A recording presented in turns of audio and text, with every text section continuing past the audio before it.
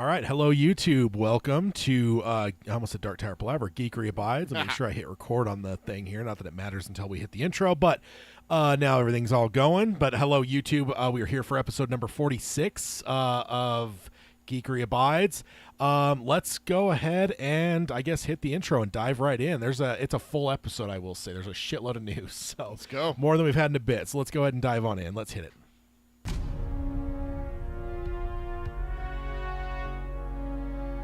He who is ashamed of his geekery has forgotten the face of Stan Lee.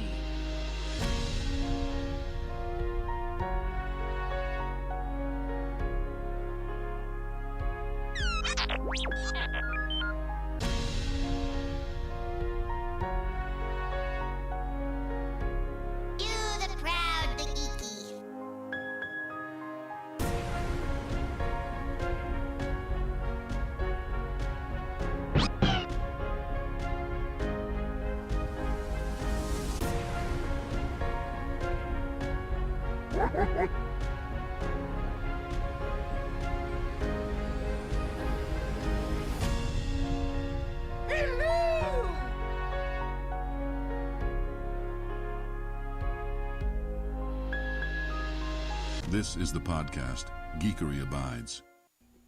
If you're watching on YouTube, saw us trying to time it all up there. We were way off. For everyone on the podcast side of things, man, you missed it. Like Tad tried to get one, I tried to get one, I tried to get another one. Man, we fail. Yeah, it's like we haven't listened to it 46 times before. We were like the Yankees over here, just comedy of errors. Like seriously. Bad. But welcome to Geekery Abides. I am Tad. With me as always is Peter, as we're trying to pantomime the intro. But yeah, we're here for episode number 46. Good stuff to cover. There's a lot to cover, so let's go ahead and dive on in. The first thing we got, of course, is emails. If you want to email the show, you could email either of us directly. It's either Peter at geekeryabides.com or Tad, T-A-D-D, at geekeryabides.com. Peter's now checking his email frantically to see if... I forgot. He forgot again. It's my episode, and I forgot. And see, now I know why teachers always knew when we were doing shit, because it's just so obvious. It's so like, obvious. You know that like some kid's going to like look down at his phone or whatever, and it's like... I have no emails, so we're good. Close one. All right. That is so that's the emails. If you want to email the show, we do the every other episode. I do the odds. Peter does the evens. So if you have any feedback on shows, ideas for shows, or if you want to respond to something, that is the way to contact the show and be part of it. If you want to also help the show out, you could always on the YouTube side over here, if you could like, subscribe, and ring the bell for notifications. That definitely helps, and it'll let you know when we're going live. I mean, it is every 2 weeks, every fortnight, but every once in a while things do have to get moved around. Especially around the holidays. Yeah, I mean, that seems summer actually is where we get fucked over. Not fucked over, but we usually end moving a lot more in the summer. Oh, yeah. Because the holidays, it's kind of lands to where we don't really have... Well, we kind of plan the bi-weekly around that. Is that it because there is a really perfect week where if you pick it, miss all the major holidays. It works out. You usually miss the 4th of July. You miss Thanksgiving, Christmas, and everything. But we have an episode on the Saturday after Thanksgiving this year, so it's like kind of interesting.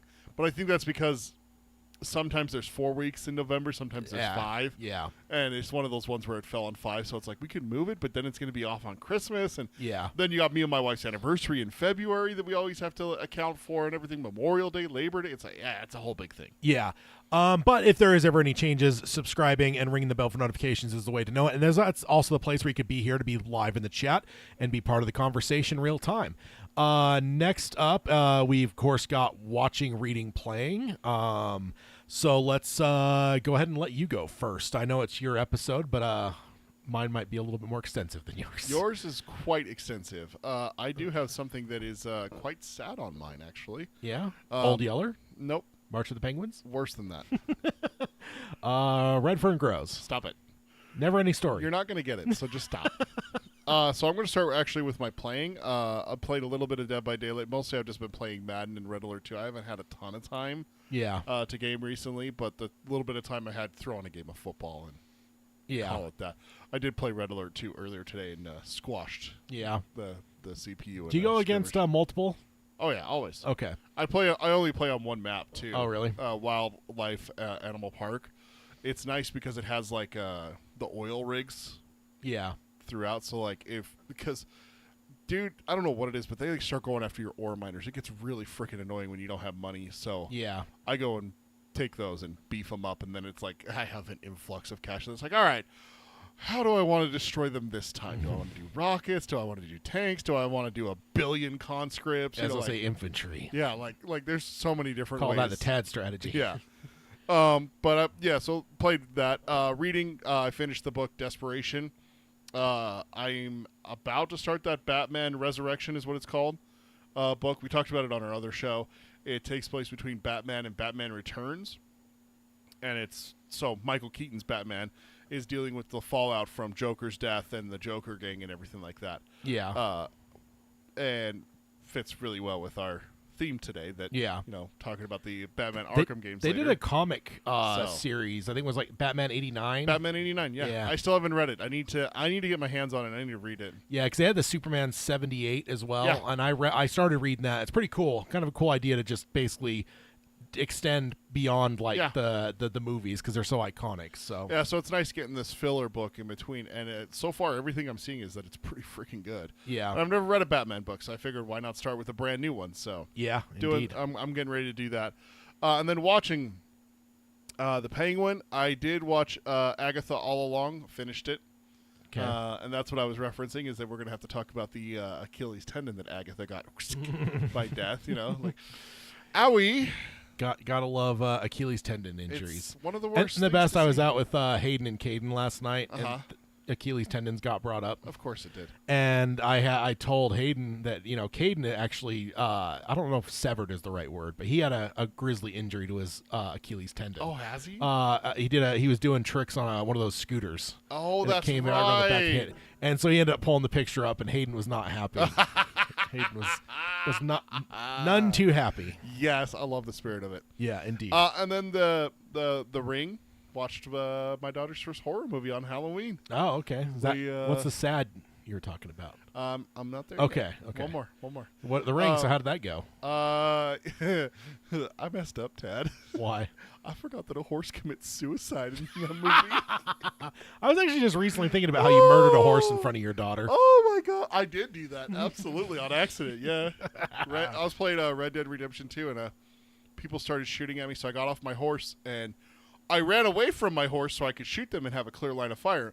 And someone started going back the way towards my horse, and my horse got spooked and ran right in front. Dude, I put a bullet right in its head, right in front of my daughter. Like one shot dropped this horse and everything. My daughter was horrified. Did she name it? She named that horse for me. Yeah. Trauma. Snowflake was what she named it. It was the White Arabian. So, yeah. Gotta love it. No, the sad thing is that Crisis on Infinite Earth 3, Volume 3 came out. Oh, Max. yeah. The reason why it's sad is because that is the official last time that Kevin Conroy plays Batman. Yeah, pretty fitting, too. I saw the one scene online. That's the only scene that is. Oh, is it all that's there? Yeah, basically what happens is that. Are they all three are on HBO Max? Yeah. Because I need to watch. Yes. I know the basic storyline of that, so like I think that'd be cool to watch the animated version of it. It's very, very cool to see. There is actually a tie-in to another one. I will direct you to watch first. Yeah, I need to dive into the DC animated. The animated realm. stuff, dude. Especially some of the stuff with like Batman and Superman. There's a really good Batman and Superman where they're public enemies. Yeah, I've actually watched that one. That one's really good. There's a couple others with Batman and Superman that are really good too. Yeah, it's basically what it is like all the Earths are in one place. Because I actually watched the Arrowverse that did that, so I kind of know the story, the gist of the story. But then I heard about the animated one as they've released them and stuff. Yeah. But I wanted to like wait till they were all out and available because I'm like, I'm not going to watch one and then wait 6 months or whatever for that's stupid. Yeah. So I'm not watching freaking Cobra Kai because they did that final season and a half. Yeah. And they separated it by months. I'm like, fuck you. I'm not going to watch I'll till wait. It's all out. Yeah. Like I like that show, but I'm not playing that game. One of the Earths that's the whole thing is like the Earths keep getting wiped out by this entity. And one of the Earths that gets wiped out is basically the one that has Batman the Animated Series on it. Okay. That's that Earth. Yeah. And so you saw the scene. Was Mark Hamill? Okay. Yep. Or yeah, because he's talking to him, right? Yeah, it's Joker and Batman on a roof, and he's like, Yeah. "Hey, even at the end of the world, Batman, you choose to be with me." And he goes, "Of course, if I'm going to go out, I'm Batman." Yeah. Like it just, and to know that was the last thing he ever recorded for Batman was just like, Yeah. and of course, we're talking about the Arkham games, which has Kevin Conroy voicing Batman. So it's just like, yeah, it was a little sad, bittersweet. Like, I got teared up. Like, man, like he is like my Batman. Oh, and yeah. we'll get into that when we talk about the Arkham games here. So that's it for me. What about you?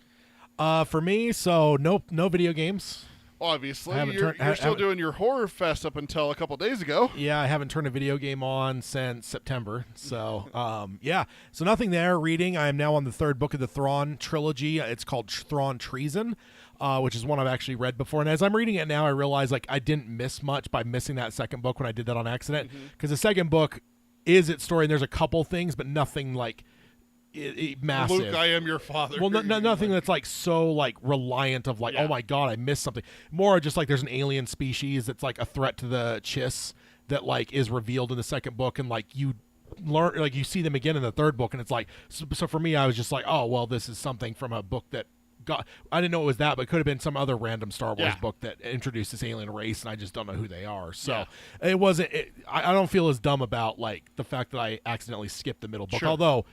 Thrawn and Vader, and it's like Godfather 2, it flashes back and forth, Thrawn and Vader, and then Thrawn and Anakin during the Clone Wars. Yeah. So it's like you're cutting back and forth between the two stories, so that's kind of cool. And there is the moment of like, I've told you this before, and then Vader's like, in his head, it's like, he fucking knows. Yeah. He's like, you've never told me that. It's like, oh, my mistake. Force choke. Indeed. So reading the third book on that, and then watching Agatha All Along, finished that, and I did watch. I'm caught up on the Penguin. I ended up not getting that episode till like Wednesday or Wednesday. It was later in the week because I just horror movies. Last weekend, I ended up watching 5 horror movies Friday, Saturday, Sunday. So. Good Lord. 5 each day? Yeah. Oh, good Lord, Tad. Yeah. You're nuts. It was a lot. And then let's go ahead and finish off my horror list. This is what I've did since the last episode. The Orphanage, When Evil Lurks, Night Swim, Blair Witch, that's the newer version. Lights Out, In Flames, Out of Darkness, Piggy, Abigail, Five Night at Freddy's, Us, the Jordan Peele movie. I don't know how I missed the one of his 3 movies, but I did. Exhuma, Thanksgiving, really good one. You've already talked to me about that one. Knock at the Cabin. I will just say it. Best M. Night Shyamalan movie for me. That's the best. Oh, that's the one with Batista, right? Yeah, absolutely incredible. Like it's really highly recommend it. I'm not a big Shyamalan. You fan. are not. Never have been. This movie was incredible. They have the little ginger from Harry Potter as one of the 3 people. Or like there's like the 3 people, 4 something like that. 4 people that show up at the house, and like you've seen the trailer. It's right. It's like you gotta choose to sacrifice one of yourselves, or the world's gonna end. One of them is the ginger from Harry Potter, the nerdy looking dude. There's like the main 3 Harry Potter kids. The redhead. Rupert Grint. Yeah, and it's funny because like he's like more of like the kind of edgy, like violent one, and Batista's like the soft-spoken, like nice, gentle giant. And it's just like they should be flipped, but it's like it works. It's like, and honestly, like there's a few scenes where it's like the redhead is way more intimidating than Batista because of how they're, and it's just like it just shows his talent because it's like that shouldn't even work. Like this should be a joke, and he just did brilliantly. So I highly recommend it. It is my favorite Shyamalan movie. I haven't watched the Trap. Trap just came out on streaming on Max. Yeah. I was going. I think it's going to go watch Penguin. It just popped up, and I was like, God damn it, I want to watch that. Like same thing. Like I pulled up Max. I'm going to go watch Penguin, and I'm like, oh, Trap's on here. And my wife's like, oh, we got to watch that. I'm like, okay, so we're watching that together. She's like, yeah. I'm like, okay. So I went to go down to watch the Penguin because she's getting ready to leave. She's not watching Penguin with me. She's getting ready to leave. She's like, okay, I'll see you later. And I was like, all right. And I went to go down, and I hit down, and I hit enter. It went down. I clicked enter, and it went back up, and it started Trap. And I'm like, what the fuck? You're like, I know I said I want to watch it, but not right now. Yeah, that's definitely on my list to watch here soon because that looked really good. That'll be the thing when streaming services are able to control our remotes without us meaning to. It just keeps turning on shit. Skynet has become self-aware. Yeah. Overlord, that's the D-Day one that turns into a horror movie. Yeah. That was fun. Skinamarink, maybe one of the weirdest movies I've ever seen. Like I don't think so the whole thing feels like a dream. It is shot always from like weird ass angles. You see people, but usually from behind. It's like super like experimental and stuff, but dude, it just feels like a dream. It's shot on like an old style camera, so it's fuzzy picture. Oh, and it's just I've never seen a movie where I'm like, this feels like what a dream feels like. I mean, even the name Skinamarink. Yeah. Cuckoo, that one was pretty fun. Needful Things, Prince of Darkness, good old John Carpenter. Smile, that was really fun. Yeah? That was a fun one. Have you seen that? No, Lydia keeps saying that I need to watch it really, really bad. I've seen a scene from it where like the person goes up to the car, the lady's in, and then like the head like comes down on like a long neck. Yeah. I've seen that scene a million times just on reels and shit. I didn't realize it was from Smile. Oh. That one was good. Inside, French movie. Maybe one of the more grotesque movies I've ever seen. You were warning me that the French are pretty bad. They're insane. And it's like a pregnant lady that's the day before her C-section is accosted in her home. Her husband died in a car accident, months earlier or whatever. And I was just like, they're not going to do what I think they're going to do. And the whole movie, there was heinous shit happening. And I'm like, they might do it. No, they might do it. Lake Mungo was an interesting one. That is one of the more interesting ones. It was... it's shot like it's a documentary, like truly. Like there's like people talking to the camera, like it's shot on the right kind of camera. It felt like a documentary. When I first started, I'm like, is this a documentary about the movie? Making of? Yeah, exactly. And kind of in the way of like it's like not found footage because that's not its style, but it's almost like that in the fact of like it's telling you in a specific way and it's unfolding this whole thing and it's pretty cool. Yeah. Ouija, Origins of Evil, the Mike Flanagan one, which made me hurt my head because young Shirley was the daughter and old Shirley was the mom, and I was from like, The Haunting of Hill and House. I'm like watching, going, "Oh no, I've gone cross-eyed." Oh no! And then on Halloween night, I watched Late Night with the Devil. I highly recommend that one. That's the one with David Dashnalian. Absolutely Exorcism incredible. on TV. Yeah, and is it based off of a true story? I hope so, but I doubt it. Oh, okay. But the one thing I'll say with that one, oh no, that's the Anna Kendrick film on Netflix that's based off of a true story where she goes on a dating game and there's a serial killer on there. Oh yeah, I've heard that one for sure. I've seen the pictures of the dating thing too. Yeah. But this one, it was interesting the way it's shot too, because it's almost 95% of the film is shot like you're watching the show. There's a couple scenes where it's like behind the scenes, and those are in black and white, so it's very clear that like for the most part though, you're like. There's just a couple scenes that they just had to show you some behind-the-scenes stuff because it's super crucial to things. But for the most part, it's like feels like you're watching a late-night show in the 70s and shit's happening. It's wild. And then just quickly, I wanted to no particular order. Here's my top 10 for my 52. Okay. Host, Don't Breathe, Oddity, which Oddity is one Hayden will be reacting to for sure. Drag Me to Hell, Train to Busan, When Evil Lurks, Lights Out, Thanksgiving, Knock at the Cabin, and then Late Night with the Devil. Those are my no particular order, but those are my top 10 from the whole thing. Maybe we'll do a little bit deeper dive and get some explanations, some nitty gritty on some of it. Yeah, on the top 10, maybe in a future episode. Yeah, indeed. When we got more time. Yeah, indeed. So real fast, my wife says watching Superstore, Agatha All Along, Shaun of the Dead, Dracula, It Follows, Happy Death Day, Hellraiser, The Ring, Scream 3. She's reading a book called First Lie Wins, and then playing Disney Dreamlight Valley and Dead by Daylight. She liked the Scream movies. That's her first time watching the sequels. That's awesome. So, R.I.P. Randy. Wanted to pass that was two, along. but yeah. That's awesome. Love Scream. Some of my favorites. Let's jump on over to the news. There is a lot. Number one, or the first one on the list, Wolfman is rated R for violent content and grisly images. I'm busy that night. Also, director Lee Wanell was interviewed and was asked what he would like to do after The Invisible Man and Wolfman, and he said, "I've always thought Jekyll and Hyde." He says, "That's a book when I was a kid really creeped me out. The concept of it, of all the monsters, that one just really stays with me. There's something about a hero and a villain being the same person. I think it'd be really a really good modern version of Jekyll and Hyde. I don't know exactly what it would be, but so that's kind of how he ends the quote. But it's like, so he's not like, it's not like he's working on it, but when he was asked like, hey, what would you want to do next? Like, and dude, Jekyll and Hyde's that's a legit story for sure. Next up, I'm busy. No, we will see it, sir. Nope. Next up, 2 Predator movies are coming in 2025. I heard about this. So the first one is Badlands, which is an unconnected, but it's a spiritual sequel to the brilliant movie Prey. Unlike Prey, 20th Century grew a fucking brain and is going to release it theatrically. More on that later. But the second one was announced by 20th Century boss Steve Aspen. He said after Prey became a success, Dan Trachtenberg came back and said he didn't want to do Prey 2. And we're like, okay, what do you want to do? And he rattled off a bunch of ideas that were really crazy but cool. We've actually done 2 of them.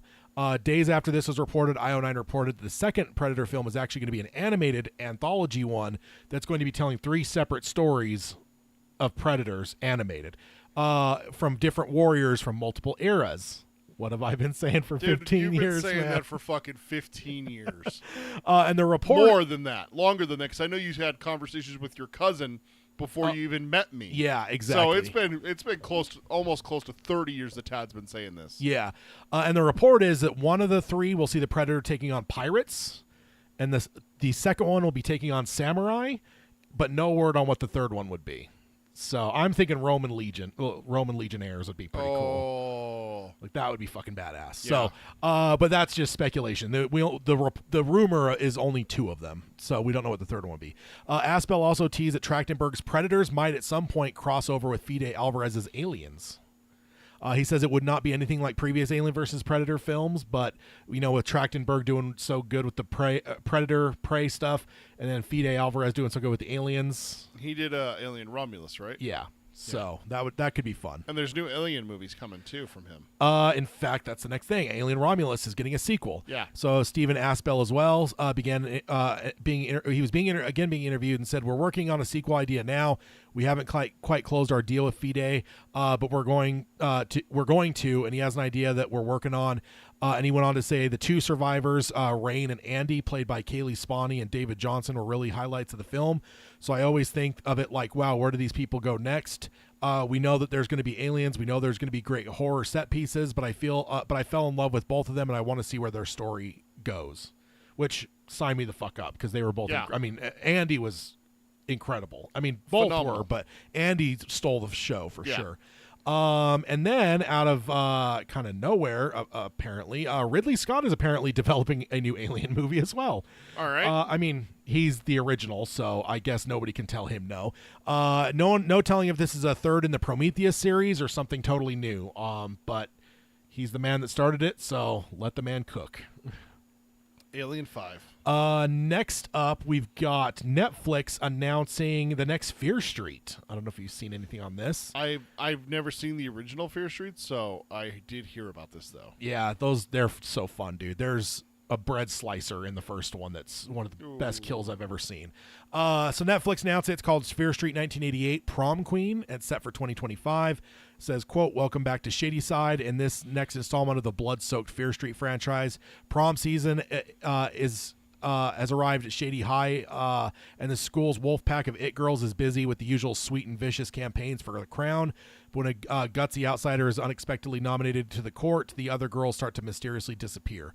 The class of '88 is suddenly in for one hell of a prom night." So, sounds a lot like that the R.L. Stine series, Fear Street, that I used to read. Yeah, I think where like the whole senior class is like cursed, so they start dropping. Yeah, I want to say this is R.L. Stine. Yeah. Fear Street. So next up, we've got the 28 Years Later movie is allegedly a trilogy now. Oh, shit. Ray Fiennes was being interviewed, and he said that 28 Years Later is actually now a trilogy, and 2 of the 3 films have been shot. Is that the director or the actor? Ray Fiennes, the director, or the actor. Okay. Yeah. Voldemort, or what's his name from Schindler's List? Yeah, Voldemort is what he's most commonly known for. Red Dragon. He is the Red Dragon. He was a great Red Dragon. Fiennes also said Britain is 28 years into this terrible plague of infected people who are violent, rabid humans with a few pockets of unaffected communities, and it centers on a young boy who wants to find a doctor to help his dying mother. He leads his mother through this beautiful northern English terrain, but of course around them, hiding in the forests and hills and woods, are the infected. But he finds a doctor who is a man we might think is going to be weird and odd, but is actually a force for good. So I don't know if that's his character, but Either way, I've only ever seen the first movie of that. I still need to catch up and watch the. Yeah, I never watched the 28 weeks later, right? Yeah, I've never seen that one either, but I do need to check it out because I've heard nothing but good things. Like, yeah. But in that he didn't call them zombies. Notice. Indeed. In that vein, though, we might be a little bit disappointed about this, but Mike Flanagan's got a new movie that's been announced titled Epilogue. Kind of exciting, though. It is starring Kate Siegel and David Dashmalian. Shocker. Well, David hasn't been in a lot of stuff. No, but Kate has. Yeah. Been in fucking everything. So it's going to be a zombie movie. All right. So Flanagan Zombies. Set 1 year after the zombie apocalypse has supposedly come to an end, the film will follow a desperate couple set to find a cure for their infected daughter. So... Mike Flanagan doing zombies. I'm not going to say I'm over zombies, but I am a little bit like tired of like just because so many people get it wrong. Yep. And it's just like whatever. But like Flanagan doing it, that sounds great. I'm always for zombies. I need Just to watch to my veins. Yes. Thank you, Mr. Gumble. I need to watch the Train to Busan. I keep hearing so many good things about that. Yeah. You know how big of a zombie fan I am. Yeah. So. And it is running, unfortunately. So I'm starting to accept that running has its place in zombies. That I mean, like video games number one. There's the eeriness of slow moving zombies, but if you're gonna have Left 4 Dead did it right, zombies have to run. Like it's not as challenging if you have infinite, a ton of ammo. Oh yeah, I mean if you're doing a video game, that's different for sure. But in movies, that's. I don't know if Michael's scarier because he doesn't run. That's all I'm saying. Yeah. Like if he started running at people, it'd be like, oh, okay, he's Ghostface. This is different. Yeah, this just isn't the same. All right, next up we've got the Wayans brothers are returning to a new scary movie. Yeah. First one in 20 years or more, 20, 25 years. I'm there. They did the first two movies and then they wanted more money and the studio said fuck off and decided to torpedo the series and with a bunch of shitty 3, 4, and 5, which were not great. Not great. So pretty cool. When I first heard this first scary movie was coming back, I was like, whatever. Like there's plenty of stuff to make fun of with the horror in the last 20 years or 10, 15 years since the last one.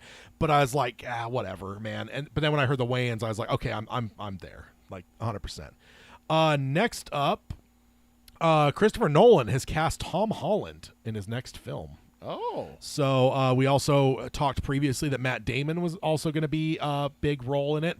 In fact, we heard that Matt Damon would be the lead of the movie because he's played two side characters in Nolan movies up to this point, but he's never been a lead. So I don't know if Tom's then more of a supporting role to Matt. I don't know. But the film's coming out July 17th, 2026. The rumor is that it might actually be a vampire horror movie. Because we actually covered it on this show months ago, where Christopher Nolan said that he's actually slightly intrigued by the idea of doing a horror movie. Because I remember being like, Nolan doing a horror movie, fucking sign me up. So it sounds like this might be it. But here's the twist: it will be set in the 1920s. Interesting. Vampires in the 1920s. That could be the very Roaring interesting. 20s, huh? Yeah. So Holland said, all I can say is that I'm incredibly excited and obviously honored, but that's all I can say because, to be honest, that's all I know. And then he went on to say, when the opportunity came in, it was a phone call of a lifetime. It was reminiscent of getting the call about Spider-Man 10 years ago. It's an amazing thing for me. I'm super proud, and I'm really, really excited. And I can't imagine that's not like on everybody's list of like working with Nolan, right? Because I think it was Matt Damon that was like he had agreed to not do any movies for a year to spend time with his family or whatever. Yeah. And then Christopher Nolan called and he's like, sorry, honey. I know I made a promise, but it's Christopher Nolan. And I think they had agreed previously that like there's like a few things, and one of them was like, if Christopher Nolan calls, no matter what agreements we have, you do it. So he's kind of one of those special. Also, we got to point out how smart it is not to tell Tom Holland anything. Yeah, exactly. That dude can't keep a fucking secret. It's true. There's like a 30-minute supercut on YouTube of him spoiling shit. Yep. Next up, Gladiator 2 has had an early screening, and the reviews are pretty awesome. I'm gonna see it. So we going to see it? I just have I'm seeing it for sure. Okay. So Gladiator. So here's just a couple I grabbed, and I think they give you the sense of it. And there's a lot of them, and they all sound very similar. Here's just a few that I wanted to quote. Gladiator 2 serves up the richest feast in the epic action set piece and deliciously ribald treachery, dovetailing stylishly with the original. Paul Mescal leads a solid stellar cast with aplomb. Denzel Washington, Joseph Quinn, and Fred Eichenberger are a collective powerhouse, and a thumbs up emoji. Gladiator 2 is Ridley Scott's best film since The Martian. Ooh. So I just watched that last month. That's a really fucking good movie. It's a really good fucking movie. It's really my daughter's been getting into space stuff. Yeah. And she's like, "Is there documentaries on space?" And I started looking, dude. There's not shit.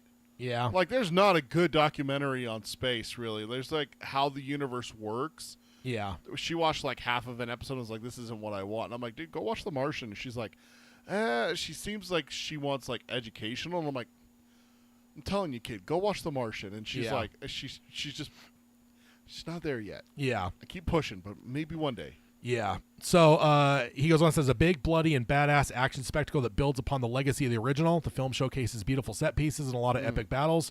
Paul Mescal shines. It seems like everyone's calling that out. I think he's the lead. Yeah. Denzel Washington chews up the scenery quite a bit here and looks like he's having the time of his life. Gladiator 2 is a true epic and Ridley Scott's best in years. Paul Mescal is great.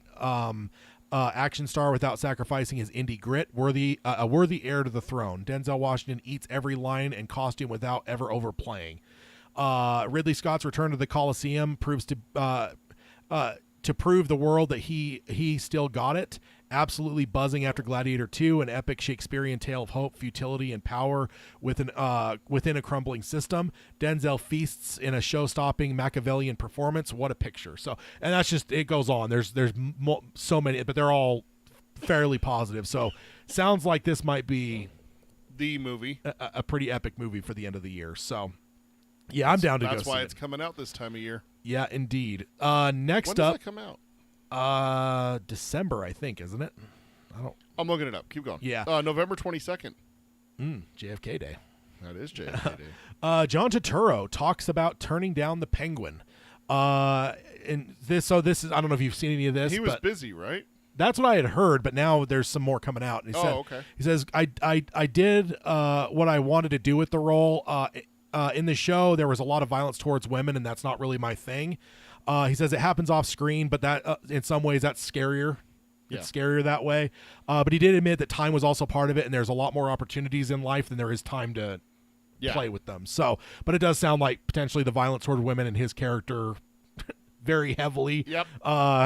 So I can see why maybe but again, we got Mark Strong to replace him, so that's were we worse off? Yeah, it's like, oh well, I lost $100 bill. Oh well, I found $200 bills in return. Like, okay, not maybe that's unfair. Oh no, I lost my burger. Oh look, there's a brand new one. Yeah, I lost my burger. There's a pizza. Yeah, it's just as good. Well, pizza's better than burgers. Oh, I'll fight you on that one. Next up, James Gunn says that the DCU will incorporate moments from the DCEU. And he says there are references to things that happened in the past, and those references then become canon in the DCU when we mention them. So basically, in my mind, it's kind of what Star Wars has done, where it's like they pick and choose what they want to acknowledge and whatever. And I'm sure that'll help like enrichen it a bit. Where things like Blue Beetle that I know that a lot of people loved and stuff. You could do stuff like that, but it's like you're not going to take it all whole cloth and just like take it all. You're just going to pick and choose, kind of what Dave Filoni's done for years in the Disney era, where it's with the expanded universe, it's like and stuff. Yeah, what do you pull from the expanded universe versus what do you leave on the trash heap? So I'm not necessarily like bothered by this. Like it makes sense. Not gonna lie, knee-jerk reaction, just leave the Snyderverse behind. Leave them, all of those Snyder super fans, those ones. And I'm not talking about the people who like the Snyder films and love them. It's not that. It's the ones who are so obsessed that Snyder can do no wrong that's the only version of DC that can exist. Is that that's the problem I have, is that if you leave the door open, Kool-Aid drinkers.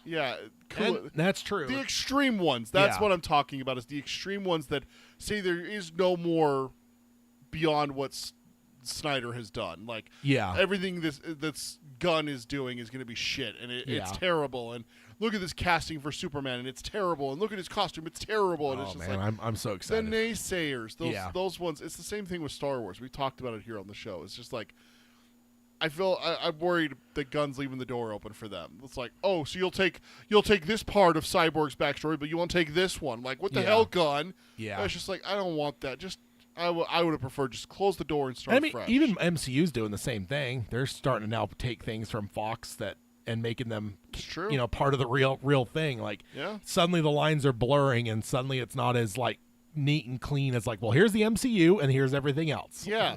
I mean, even fucking Venom showing up in the last Spider-Man movie.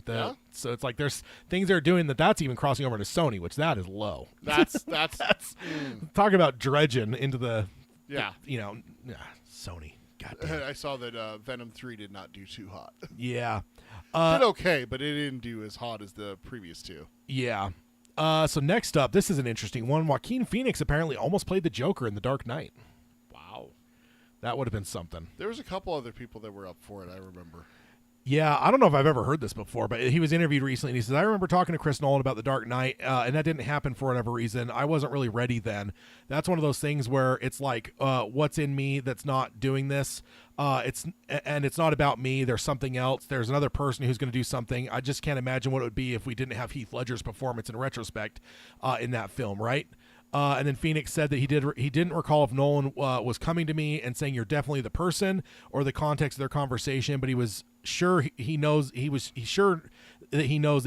they met and talked. He says, quote, my feeling was I shouldn't do this, but maybe he also was like he's not the guy. So kind of saying that maybe he wasn't even necessarily a choice, but there was a conversation to be had, which is like, oh my God, because he's a fucking brilliant actor. Like I don't think he gets enough credit sometimes for how great he is as an actor. No, I mean, you look at his accomplishments in some of the movies that he's been in. Speaking of Gladiator, yeah, he was phenomenal in Gladiator too, and that was back in 2000 is when that movie came out. Yeah, I think it was 2000. So, and then he has Walk the Line, which is still should have been an Oscar. I still think that's the best music buyout movie we've ever had. Yeah, I Walk the Line. Yeah, I agree, but I am also a Johnny Cash fan, so I'm maybe a little bit biased.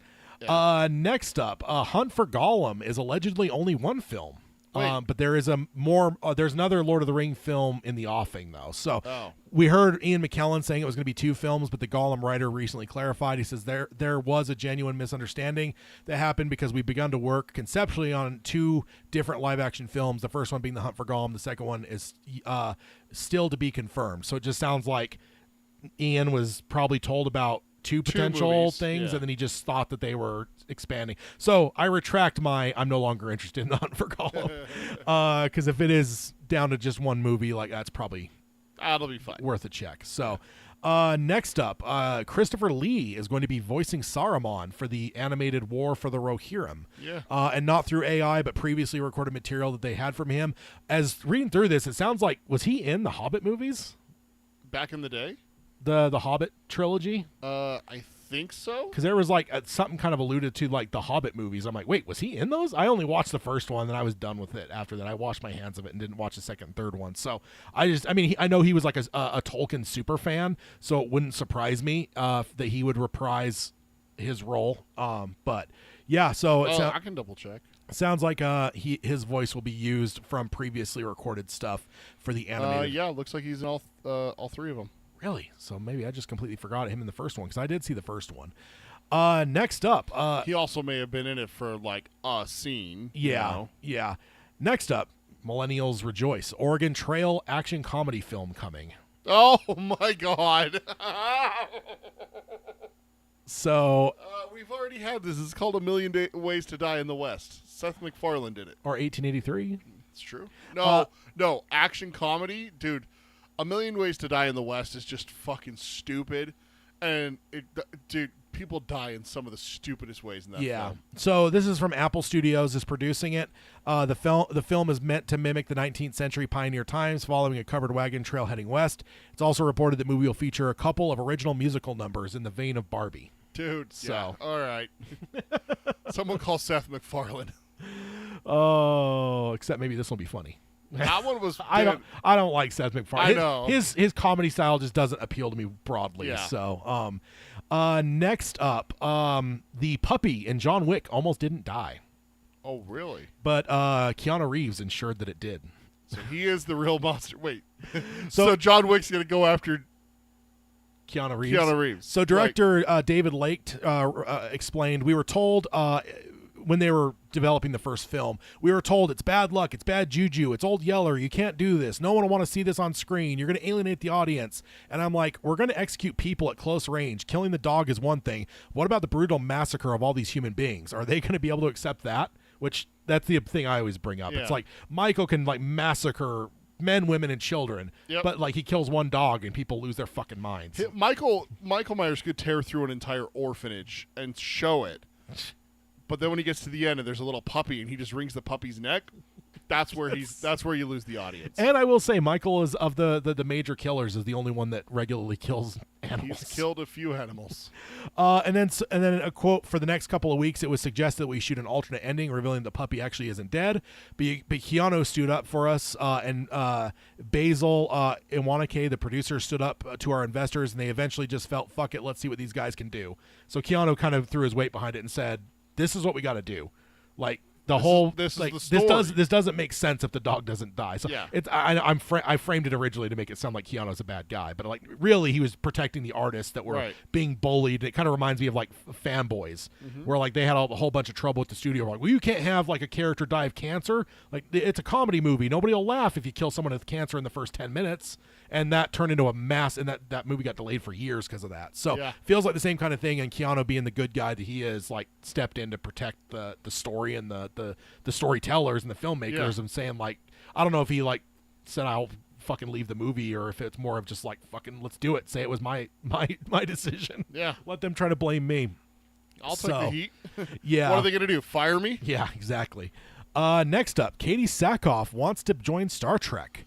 And Jonathan Frakes has an idea for her. Okay. Jonathan Frakes is Commander Riker. Oh, I know who Riker and he's done like a lot of directing. He's done a lot of behind the scenes. So he's kind of a big guy in the Star Trek realm. But Katie was on Jonathan Frakes' podcast, and she asked how she can get into Star Trek so she could complete the hat trick with Star Wars, Battlestar Galactica, and then Star Trek. That would be the hat trick. Frakes responded, what about the new one? What about Starfleet Academy? Paul Giamatti is in it. It takes place 900 years in the future. They could probably use a guest instructor, not unlike Starbuck. I'll pitch you. Oh. So if Katie gets the hat trick, make it so, number one. She'll be the first? I don't know, because in the Clone Wars, Lucas brought a lot of people in from Star Trek. So there's a lot more.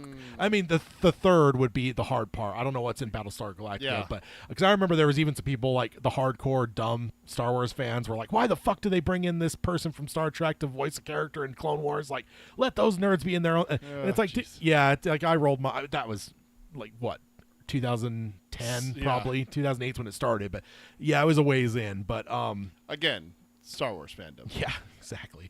Next up, speaking of Star Wars, the Rey film has lost its current writer. A lot of people are trying to spin this in a negative way towards the film because it's not starred by a male. But honestly, this is just how it works on big films like this. It might delay the film a bit, but seeing half a dozen writers during the course of pre-production is not uncommon on a $150-200 million movie. So in fact, I believe he's the second or third writer on this project already, because it's like that's what they usually do is they'll cycle through a bunch of writers. Every one of them are working on the same script, and they each bring something to it and improve it.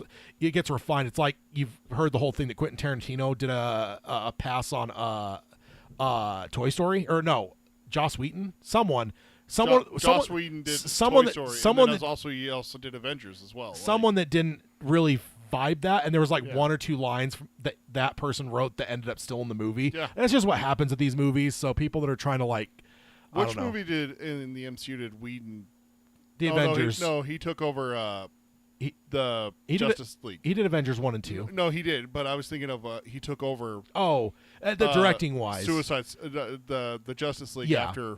But that's directing, not writing. Just writing, right? And I follow writing pretty closely. It's just a nerdy thing for me, and it's just not uncommon. So for people to try to like make this a big deal, it just isn't. Like it's just the only way this is a big deal is if you don't understand how Hollywood works. It's the way it is. Yeah. But the problem I think is with it though is the WGA, like they control who gets credit. And it's very rare for them to give credit to more than two people or two teams. So at most, a lot of times you'll see four, but that's two teams where it'll be like, the Russo brothers and the Coen brothers. It's like, so you might see 4 names, but they're actually a writing team, which means they can't work on their own. They're kind of tied at the hip. Yeah. And it's like, so technically that's only 2 writers. That's all they allow. But doesn't mean that there's not 10 people that did a pass on the script. Did a pass on it at some point. So, yeah. And then this one I can't wait to get your reaction on. Obi-Wan Kenobi almost died in episode 1. Really? Wait. Ewan McGregor? In The Phantom Menace. Wait, the character? Obi-Wan Kenobi, yeah. How? That's what I said. So artist Ian McCaig was interviewed on StarWars.com, so this isn't just some weird side thing. Like StarWars.com had this interview. And he says, for a time, the older Jedi was actually named Obi-Wan, and the younger Jedi was named Qui-Gon. It was very poignant that at the end, as Obi-Wan dies, Qui-Gon defeated Darth Maul and stayed with his master as he passed away. He not only takes his master's quest, but he takes on his name. Qui-Gon became Obi-Wan. Oh. That's all right. That's why when you see Alec Guinness in A New Hope and he puts the hood down and goes Obi-Wan, that's a name I've not heard in a long time, because he's not Obi-Wan, he's Qui-Gon, and right at the end George changed it. So that is insane. That's fucking Obi-Wan Kenobi. That's nuts, dude. That's weird. That is. I'm glad it didn't pan out though, because it's like, if he takes the name Obi-Wan, then he would have used it for the rest of like the war and shit. So like the whole that's the name I've not heard. General Kenobi. Well, that's the name I've not heard in a long time. Doesn't really make sense if then the rest of the trilogy he uses that name. Like, it just so it was an idea, but the way creative stuff works is ideas sometimes die, and that one's one that it's intriguing to think about. But I'm glad it died because it imagine makes more. if they had kept it but switched it just a little bit. What if Obi-Wan and Qui-Gon are who they are in the film? Yeah, Qui-Gon is killed, and he takes on Qui-Gon's name in honor of him. And so he hasn't heard Obi-Wan in a long time. Yeah, since that would make that would make more sense. But yeah, you can't go the whole goddamn it's trilogy Obi-Wan Kenobi. without him being called Obi-Wan Kenobi. Besides, no, but here's what I would do. I would have it, and I would have Anakin slip in episode 2. Master Obi-Wan. I mean, Master Qui-Gon. You know, he's like, we've talked about this, Anakin. The only way that doesn't make sense though is how would Bail Organa know? You served my father in the Clone Wars. So it's like there's just no way for it to work. So I'm kind of glad it didn't work out that way, because there's little things you would have had to fix. Yeah, continuity to put between episodes 1, 2, and 3 to make it so that it worked. But no, that is bizarre. It's very weird, but I found it interesting enough to cover. So yeah. Next up, we've got Sophie Turner of Game of Thrones fame is up for Amazon's Lara Croft series. That would work. She might be getting the lead role in Lara Croft. She's currently test screening for the part. Phoebe Waller-Bridge is creating the show. She previously did the beloved show Fleabag, and she directed Indy 5. So that's who's behind it. So that's not a bad. I liked Indy 5. That's not a bad person to have. Yeah, me too. And she's basically doing a spin on Indiana Jones with Lara Croft. It's Indiana Jones the video game, set in the like back in the 90s, right? Yeah, indeed. This one is kind of out of nowhere, and I'm really happy about it. John Krasinski to star in the next Jack Ryan film. Yeah. So, because he did the 4 seasons and stuff, but he's played the role 4 seasons. The show previously, that show is now over. They've basically, I don't know if it's been canceled or if it ended, but it's done. So I thought that was the end of it. And then this announcement came. It is also being said that it could turn into more than one film. Oh. So that's pretty cool. Next, you really liked that show, right? I did. I really did. Yeah. I love Jack Ryan. Did you finish it? Yeah. Yeah. Yeah, I enjoyed it. Yeah. I like Jack Ryan quite a bit. Let's see. Going on to the next one, out of the what the fuck realm, 2 live-action Lego movies are in the works. Yeah. What the fuck? 3 live-action films are in development. One from Jake Kasdan from the Jumanji films, another from Patty Jenkins from Wonder Woman, and a third from Joe Cornish from Attack on the Block. So, yeah. Okay. You haven't seen the Lego movie, so you don't understand that there is live action in it. I mean, at least they have faces. It's not like the what was the one, Etch-a-Sketch movie or something? They've announced some movies where it's just like, what are you fucking people thinking, dude? Yeah, the Lego movie actually does have live action actors and scenes with Will Ferrell's in it. So, all right, like actual Will Ferrell, not voice Will Ferrell, like actual Will Ferrell's in the Lego movie. So, like, I get your confusion, but having not seen the film, you wouldn't know that. So, I do remember at one point they did an infographic of all the Batman's height and weights, and they included the Lego Batman on there. It's like a 3/4 of an inch, and he weighs like an ounce or something like that. It was pretty funny. There was It was during like the Justice League time, because I remember Ben Affleck's was like the first one there. Yeah. So there was a comedy sketch recently where Ben Affleck and Henry Cavill and then Will Arnett, who voices Lego Batman, walks up and he's like, "I'm Batman." He's like, "No, you're not." And he's like, "Fine," and like walks away. All I'm saying is, if old Kevin Conroy didn't pass away, it would have been great to have like a whole thing with all the Batmans. Oh, just and then he just comes in around. and goes, "You're all fucking clowns. I am Batman. I am Batman." And he would be right. He is. So, next up, very exciting news just broke the other day. I think yesterday, a new Godzilla movie is coming from the -1 director. Yeah. So that's really fucking exciting. Are you gonna go see -1 in theaters again? I don't know if it's, because I heard it was yesterday. Oh, is it? Is it? Did we miss it? It was a one day, I think. I almost text our movie crew about it, but I don't know. I think I had too much shit going. I really wanted to go see it again, though. It's incredible, though. It's such a fucking great movie. I didn't get to see it in theater, so I was like, oh. Yeah. So the film is greenlit. It's out today. Oh, really? I'm looking at local theaters. It theaters. makes sense that because doing a one day thing would not make sense. The weekend, though. Your theater tomorrow. Yeah. 12:15, 3:15, 6:30, and 9:30. Interesting. So Takashi Yamakaze is writing and directing, and he did the -1, which is awesome. It goes all week. They have showtimes all week. Ooh. Alrighty, that sounds fun. I'm sorry. Go on. Next up, we're moving into the Marvel realm now. Marvel. The first one, Daredevil Born Again release date is given, and it's got synopsis. Yeah. Now all been released. So it hits on March 4th, 2025. And then the synopsis is in Marvel Television's Daredevil Born Again, Matt Murdock, Cox, a blind lawyer with heightened abilities, is fighting for justice throughout his bustling law firm, while former mob boss Wilson Fisk, Vincent D'Onofrio, pursues his own political endeavors in New York. When their past identities begin to emerge, both men find themselves on an inevitable collision course. So I thought so. I thought I caught something in the little trailer that they released coming. The Disney the Plus. 20-second thing. Well, they have there's someone put together all the scenes for Daredevil. I don't know if I'm sure it's in there, but I was watching the Disney Plus one where it's like everything coming for Disney Plus. Yeah. They show like scenes for Ironheart. Yeah, and that's where it all. And all that. That's where comes it comes from. Yeah. But someone took that and put it together, and that's the one that was sent in our text group. Yeah. But I caught something watching the Disney one that I didn't catch watching just the Daredevil only. There's a shot of Fisk, and I thought it was the Oval Office, dude. It's like a political, like it's an office, like it's the mayor's office, the governor's office. Well, for half a second, I thought it was the Oval Office, and I'm like, oh my god. I've heard rumors that he's going to be the mayor. Yeah, that he's going to win the mayorship or had won it very recently. Yeah. So, which is just the perfect thing. I mean, Superman's done that where Lex Luthor becomes president. Yep. Like that's just the greatest thing to take just an absolute absolutely villain and putting him in high office to where it's like because what could the hero do? Yeah, exactly. It's like Superman's like, what can you do against the president of the United States? Like you're going to break the law if you go against him directly. So like that's actually treason. That kind of thing. Yeah, so. it's treason then.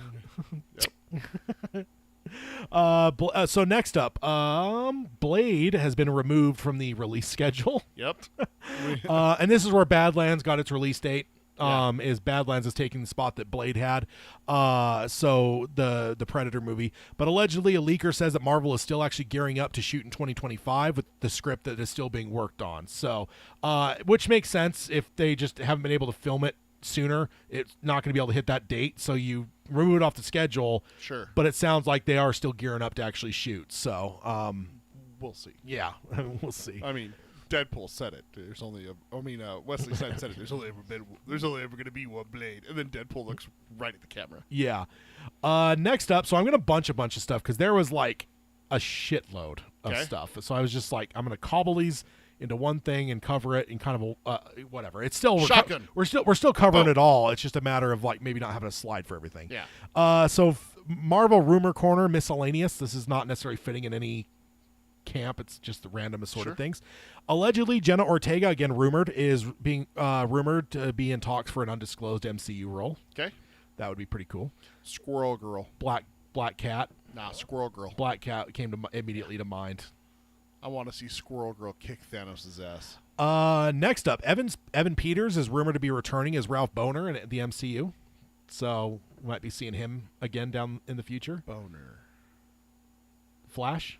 Or Quicksilver? Thank you. Yeah. But the version from WandaVision that turns out not to be Yeah. him. And the next one, Marvel Studios is in talks with Billie Eilish for a major role in the MCU. Okay. There's a lot of speculation online that it might be the Dazzler in the upcoming X-Men movie because that character is actually a singer. Apparently Billie Eilish just did a movie recently too, and the acting she did was actually getting some acclaim. So it doesn't. Okay. She's not just a musician that's gonna suck and like. You know, it was kind of interesting. We were talking about Joker 2 the other day, a few weeks back actually, and I got thinking about it, and I haven't really had a chance to talk to you since then. It's kind of interesting how all these singers are able to go in and act very well recently, but then I got thinking about it. Singers generally aren't bad. They're performers. Yeah. Like they go on stage and they perform. Like I started thinking about that. Like I've seen clips of some of these shows that these singers are putting on. And we're talking like solo artists. I mean, even like the biggest one right now is Taylor Swift. But like, she's going up there and she's acting. Yeah, she's singing, and it's a musical basically that she's putting on by herself with a supporting cast. And I got thinking like, man, like okay, I get it. I get why what's her name that's in Lady Gaga is in Joker 2.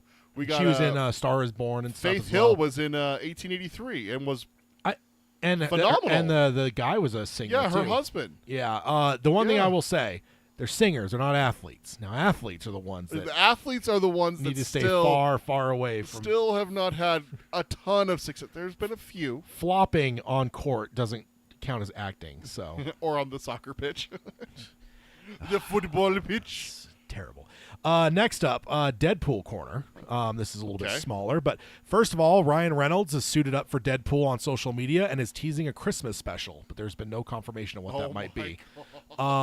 So the only thing that did come immediately to mind is they did a Christmas for Deadpool 2 where they edited it down to PG-13 to be fun for all the family. So I don't know if it'll actually be a full, but they did that Guardians holiday Christmas special, and I'm like, I wonder if now Deadpool is going to get a little.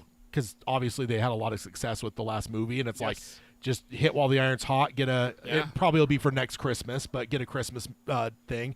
Deadpool and Wolverine hitting streaming. That's the next. Oh yeah, Wolverine hits Disney Plus on November 12th. So that 10 is 10 days from now. Yeah, indeed. So I got that. Next up, we got Spider-Man corner. So Tom Holland talks about Robert Downey Jr. saving him in Civil War. So this is an interesting story. Yeah. So this is a quote directly from Tom. He says, "When I had to take my mark and do my scene with Downey, it was really overwhelming. I'm very grateful to Downey. When I did my screen test, it was 8 pages of dialogue. It was a long scene. It went great. I was told by my agent to learn the lines exactly, but when I did my first take with Downey, he just started improvising everything and changing it up. That gave me the license to follow him. You can't really beat Downey. But you can't ride his coattails, but you can ride his coattails, and those are good coattails to ride. I just followed his lead and we improvised, and I thought after that audition that I got it, and it went so well." He says, "Then I went to set after I got the gig, and the scene had been cut down significantly from what I did in the audition. It was now maybe 2 pages, and then Downey piped up, 'Hey, where did all the kids' lines go?' Directors Joe and Anthony Russo explained to Downey that the script was already massive and they couldn't spend time on the full scene that Holland had auditioned with. But Downey says he wasn't going to let that fly. Holland continued, "Downey was the one who said, 'No, you're going to do what we you're going to want to spend time on this. Let's shoot the whole thing from the audition. You can always cut it, but you're going to want to have it.'" And then Tom goes on, and they ended up using all of it, and I owe that to him. That's really cool. I'd love to do that one day if I'm lucky enough to bring Miles Morales into the MCU. I'd love to do for a young kid what Downey did for me. And I'm guessing that's the scene in his room. Yeah, with because that's a big fucking scene with a lot of dialogue, right? And it's like, so they are allegedly 8 pages. That's generally speaking in Hollywood, the rule of thumb is a page is a minute. So that's 8 minutes down to 2. Down to a 2-minute scene, like that's a big chop. Yeah, and that's a great fucking scene, dude. So good on Downey. Go pull up that scene and go ahead and show me where you're going to chop it down to 2 minutes. Yeah, exactly. Probably just like revealing the suit and like getting his motivation at the end, and then cut all the good stuff out of that scene. All the human part of Peter. Yeah, the foundation of the character. I had a test and I nailed it. That always stuck with me. That like, man, I'm proud of myself for nailing that test. Yeah, that is that friendly neighborhood Spider-Man feeling. Yeah, so that's pretty cool. Good on Robert Downey for standing up for him, because obviously he wouldn't have had the cachet to push back on anything. So next up, Holland will spend all of 2025 juggling 3 massive films. He's going to be filming 3 films this next year. The one with Christopher Nolan, Spider-Man 4, and Doomsday.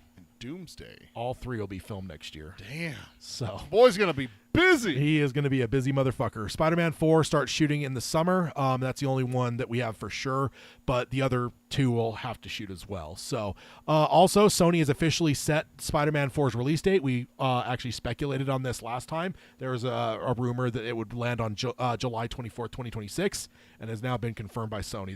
That's an unnamed date that Sony owned. Everyone's like, that's going to be Spider-Man, and indeed it is. Also, Your Friendly Neighborhood Spider-Man has been delayed from this month until 2025. No word on why, but that's the animated one where it's Osborn in his room instead of Tony Stark, and it's kind of a weird what if, but then it's just going to be an animated. Wasn't that included in the little Marvel look ahead? I think it was It's animated. Yeah, he smacks the guy with the brick. Yeah, that was supposed to release this month, and now it's moved into next year. I thought it said December. I don't know. This is saying it's delayed until 2025. Oh, interesting. But what's it called again? Your Friendly Neighborhood Spider-Man. And then I've got a couple rumors for Spider-Man 4. And this all comes from Production Weekly, which is a trade publication for production workers. Which is where like they hire you're the electrical, or you're so-and-so. And that sometimes we've actually, on the other show, we've gotten some leaks from Production Weekly where it's like, oh, they're shooting, like we learned the Dark Tower movie was actually shooting in New York through Production Weekly, because it was like, right. They're hiring to shoot X number of days in New York City, and it was like, oh shit, they're not just getting Canada and getting Diet New York, they're actually filming in New York. Yeah. So things like that. So in Production Weekly, this could be a code name, but the title in Production Weekly is Spider-Man Brand New Day. So that's interesting. So the rumored story details, getting away from the whole home thing. Well, yeah, that was the trilogy, so I'm glad that should move on. That should be gone now. Rumored story details. This is all rumor. Following the events of Doomsday, Peter Parker is determined to lead a normal life and focus on college, stepping back from his responsibilities as Spider-Man. However, peace is short-lived when a deadly new threat emerges, endangering his friends and forcing Peter to reconsider his promise. With stakes higher than ever, Peter reluctantly returns to his Spider-Man identity and finds himself teaming up with an unlikely ally to protect those he loves. So, been a lot of speculation that might be Venom. So we'll see. And also the fact that it's after Doomsday. See, that's what I was going to say, is like everyone's going to be like, oh, it's Venom, or it's this person, or this might be a character that's not even introduced until Doomsday. That's the thing. It's like, what if he gets into Doomsday and he befriends Dr. Doom? Yeah. You know? Yeah.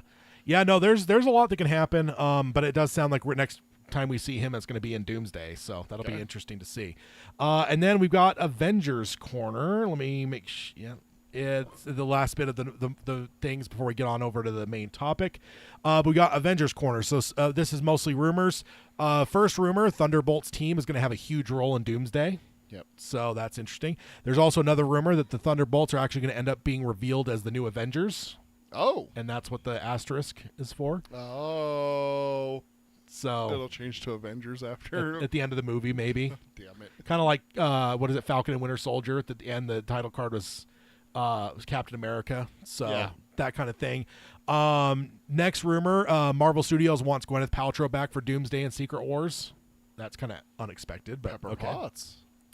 And then the Russos say that Doomsday and Secret Wars are going to be on equal footing with Endgame and Infinity War. Okay. Joe said, why would we come back if we didn't feel like we had a story that had the possibility of being on an equal footing with Infinity War and Endgame, unless there's a kernel there for an idea that's really explosive. So that's pretty fun. And then the last one we've got here, Josh Brolin talking about Thanos returning potentially. He says, I'm not kidding. Here's the thing with playing Thanos. It's like, oh, they're going to bring Thanos back. It's like Sicario. It has to be right. It's like Ryan Reynolds and I talking about Taylor Swift, and we should be talking about Deadpool 4. But we go back and forth again, and this is and it's what's in his mind fits. what's in my mind fits. He says Thanos fits if you're going to bring him back, but I would ultimately do anything the Russos would want me to do. Yeah. So, which makes sense. Understandable. Yeah. Yeah. So that is all the news. A lot going on. A lot going on. We still got through it in good time. Yeah, indeed. Yeah. Yeah, good stuff though. Let's go ahead and move on over to the main topic, and I'll let you take the reins. One of my favorite video game series of all time. We're going to be talking about the Batman Arkham games. We're going to stick to the main three: Arkham Asylum, Arkham City, and Arkham Knight. There is Arkham Origins, which was done by Montreal. Same studio but different location.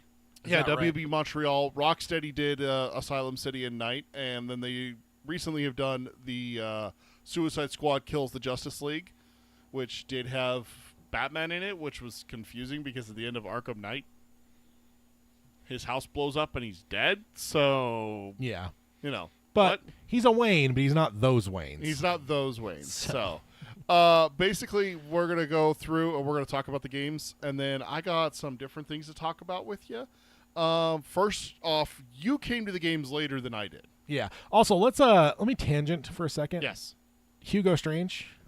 Oh, right. We were going to talk about this with Batista. Yeah. Hugo Strange is a big villain in the... and he's in these games. So he's in the Arkham City. It's not a far tangent. It's not like Nope. we're jumping to a completely Nope. different thing. But he is the main bad guy in the Arkham City game, the sequel to Asylum. yeah. And he runs Arkham City, which is basically a supermax prison that is Escape from New York-esque. They basically Yeah. wall off a bunch of blocks of old Gotham and throw all of the inmates from Blackgate and Arkham Asylum in there and just say, don't fucking come out or else. And so he runs the Tiger Security is what they're called. Yeah. And he does experiments and stuff like that, like any mad doctor does. Yeah. And captures Bruce Wayne, who he knows is Batman. That's literally how Arkham City kicks off. Yeah. Is Batman in chains getting tortured, and he says, I know who you are, Bruce, and like says that he's Batman, and then throws him into Arkham City. Yeah. That's the start of the game. Set up. Yeah. So, but there's also that picture that's come out where Batista's dropped a bunch of weight, like Yeah. muscle. I mean, he's not. and he's not. And the thing is, I saw an interview with him about it, and I think we talked about it. On He the said it's show. to get more, like, it's to stop being typecast. yeah. It's like give me credit. For, Stop being the big. What's that? Gym bro kind of guy. Yeah. You know, like that roid guy. You know. And Yeah. everything. Essentially, it's like it's kind of a similar thing to what you hear with like female actors and stuff. It's like if you do or don't have the right body type, you won't be taken seriously. And it's Right. like it's a similar thing, but it's like for him, his body type is not allowing people to take. And it's funny because the Knock at the Cabin, I went to the IMDb trivia just to see. I'm like, I wonder if it tells you the story as to how Shyamalan came to him. Sure enough, one of the first things on there, Shyamalan's like, I never watched wrestling. I didn't know anything about him. He's like, but I saw him in Blade Runner 2049. Yeah. And somebody mentioned him, and I'm like, you know what? He was really good in Blade Runner, even though he's a big guy. He's like, so maybe we'll audition him, and Yeah. got the role. So again, it was even a thing where it was like I almost didn't consider him because I looked at him and went, that guy can't act. Yeah. And then he saw Blade Runner. He's like, oh shit, no, he can't act. So Yeah. it's just that's why he's doing it. But the picture that came out, there's people that use that picture because he's wearing glasses too. And He's wearing glasses. He's wearing like a suit. Yeah. And everything like that. He looks very much like Hugo Strange. He's got the beard Yeah. a little bit, and it's a little bit white, which is what Yeah. Hugo in some iterations has had. And he can hack it, acting wise, right? I've been saying it for years. I feel like it was around the time he did the Bond movie. That's when I knew that he could cut it. And, well, what I remember is even saying, not even that I necessarily knew his acting ability at that point, but I remember arguing that he is the most successful actor that came out of professional wrestling. In terms of like the fact of like, because James Bond, 50 years from now, people are going to be watching James Bond. Yes. Tell me a single movie of The Rock's that people are going to watch 50 years from now. Fast and the Furious. Maybe. But like That's one of those franchises that there is a following. There for. is, but it's not one of that we follow. No, but it's a matter of does it have long-term staying power? It's been around. It's been around for decades. But now, Bond so. showed that it can last 50-something years. So Yes. it's just and like he did that, and he's like there's a few different things, and then Blade Runner, and it was just one of those things where I was just like not even necessarily saying that like he has more money than The Rock, but it's more of Sure. like a looking at true. And then over time, I've been proven more right because it's like he has shown like the dude fucking acts, dude. Yeah. Like, he's not just a musclehead that's like, and I think Drax, they did a good job of like writing that almost parallel where it was like they're underestimating Drax. And I think James Gunn was like trying to like show Hollywood a little bit too. It's like, you never asked, you know, like that line. It's like, oh, why you didn't tell me you could speak this language? You never asked. You know, you thought I was a big dummy. Like, so it's just, I don't know. And that's a tangent, but it's like it's right in line with the topic we're talking about with the Arkham, but especially since the Batman 2, there were rumors swirling around after what Matt Reeves said with it being a little bit more grounded. Hugo Strange is absolutely one of those villains. Oh, totally. That is grounded. Yeah. Especially with the way that Gotham is, watching the Penguin and everything like that. Yeah. That is the perfect time for a Hugo Strange character to slip in. Because that's exactly what happens here in the games, is that the main story of Arkham Asylum, and for those of you who haven't played the game, I will be spoiling the games. So if you want to play them... I do know a Batman fan that I've known for, I mean... lightly know, like, no, I wouldn't even say like an acquaintance almost. It's somebody I still have like on a social step media. below that.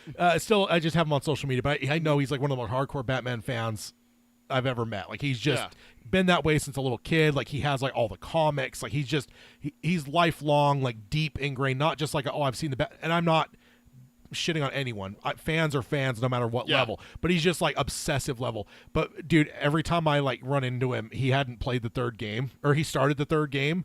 And I'm always like, have you finished it yet? Because he somehow has dodged spoilers on Are you serious? The Arkham Knight. Wow. So every time I ask him, like, you finished it yet, or has it been spoiled yet? No. I'm like, dude, it's nuts that you're able to avoid. You've got to go play. It's 10 years next year for Arkham Knight. Really? Yeah, 2015 for Arkham Knight. So yeah, Asylum comes out in 2009, and the whole premise of the game is that Batman gets trapped on Arkham Asylum Island because the Joker takes over. And then at the end of it, Quincy Sharp, who's the warden of Arkham Asylum, ends up getting elected mayor of Gotham, which is how Arkham City comes to be created, with actually Hugo Strange backing him, is how it turns out. Hugo Strange is the reason that Quincy Sharp gets elected. So you could see that there's turmoil in Gotham, that's lining up. Yeah. Where I can see that the story of Asylum is the events of the Batman. Yeah. 2. No, the first Batman. Arkham Asylum, the events of Arkham Asylum. You have the revolt on the island. You have a lot of dead guards, a lot of dead doctors, a lot of dead personnel on Arkham Asylum. The Batman, you have a lot of dead people because of the Riddler. Yeah. You have this upheaval of Gotham. I mean, we see it even in the Penguin, where there's not power to the entire city yet. Yeah. And it's been a couple months since the events of the Batman. Yeah. So you could see where it's like fostering what's the right word? Where it's like building the environment for Hugo Strange to slip in. Yeah. And so that's just kind of interesting to see, like, the Batista picture. It honestly makes me wonder if they're like, they know what they're doing and they're getting ready to they're like, we're going to do Hugo Strange. I wonder how he would look. Hey, I need you to post this from a burner account, kind of thing. Like, I'm literally, I would not surprise me if studios did that. It looked uncanny.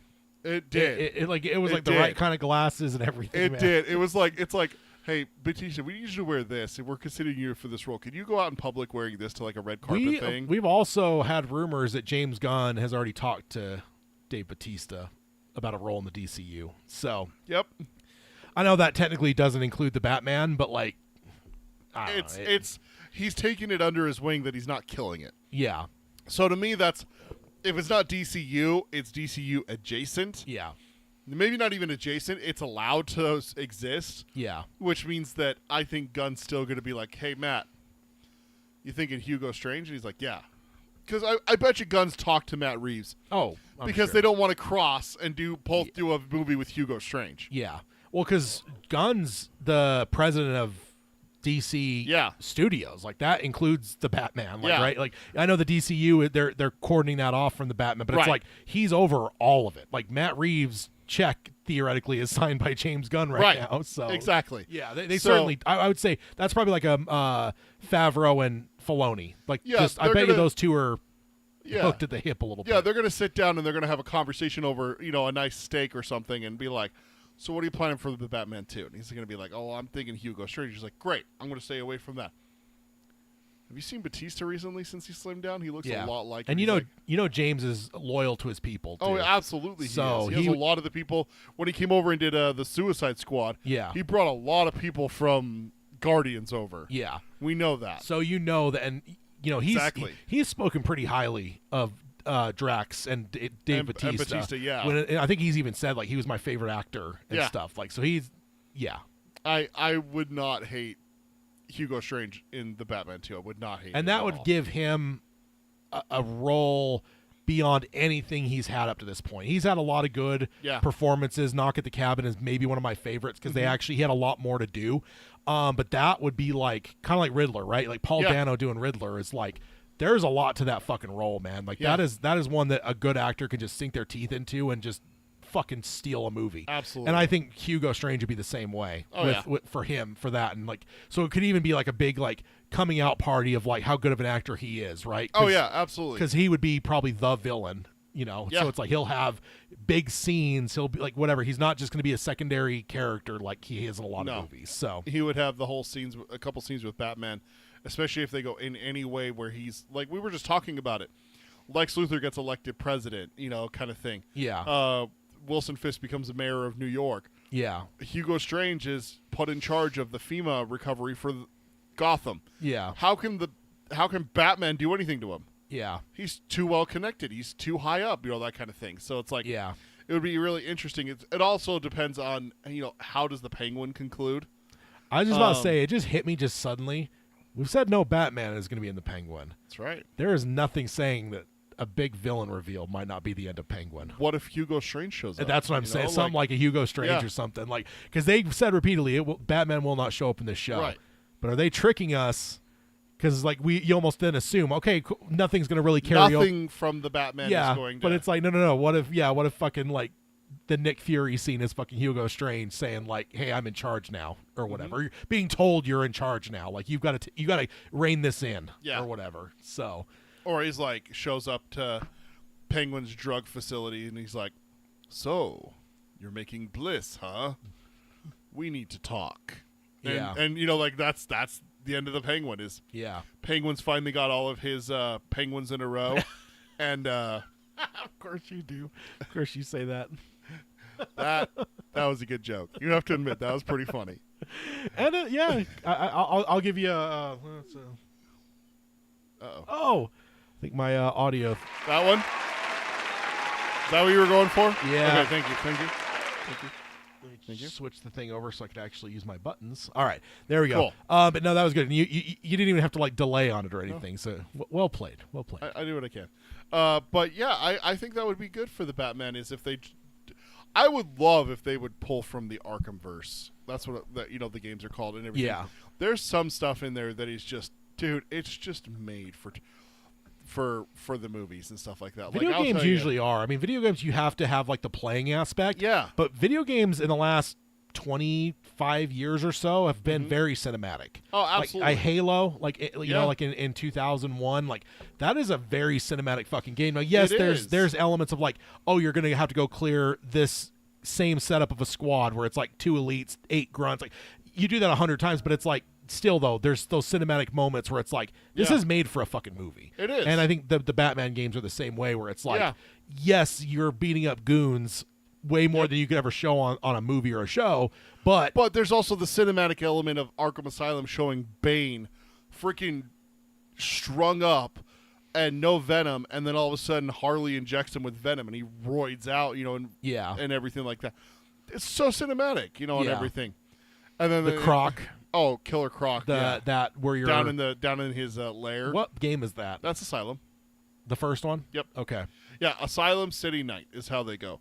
But I just wanted to get you when did you start playing the game? Because it was later. Yeah, after you. Because I think I just wrote them off. I mean, that was back in like the early 2000s and shit. You had so many of these like tie-in games, like the Spider-Man games, Spider-Man, and I know you and I even have a little bit of nostalgia, but like the Lord of the Rings hack and slash games. It's like, okay, we had some fun with them, but those weren't good games. No, man. they were not. They were part of the marketing of a movie. Yeah, and they're just substandard games. And I just assumed. Well, superhero games have never had a good reputation. Yeah, I was going to say exactly. There's not been a lot of if any, comic book games that have ever been good up to that point. Yeah, they're always you just look at like the substandard. Batman SNES games. Yeah. and everything. There's been Spider-Man games. Okay, Turtles doesn't count. Turtles doesn't count. Yes. That because Turtles. those are were incredible. arcade games, not home games, not Yeah. on Nintendo until later they came out. Like Yeah. that. But man, those arcade games, they're built like the X-Men game for the arcade. Arcade games are different, but they're built different. Yeah, those are different. But overall, like most comic book games, they weren't good.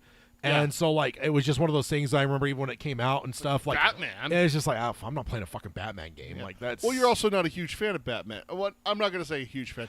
Batman's not your favorite. No, and I am a Batman fan, but it's Yeah. like, but no, it was just one of those things. It's kind of the guilt by association. Kind of like 15, 20 years ago, if I would have said, hey, there's a comic book, or I'm sorry, there's a video game movie coming out. You want to go see it?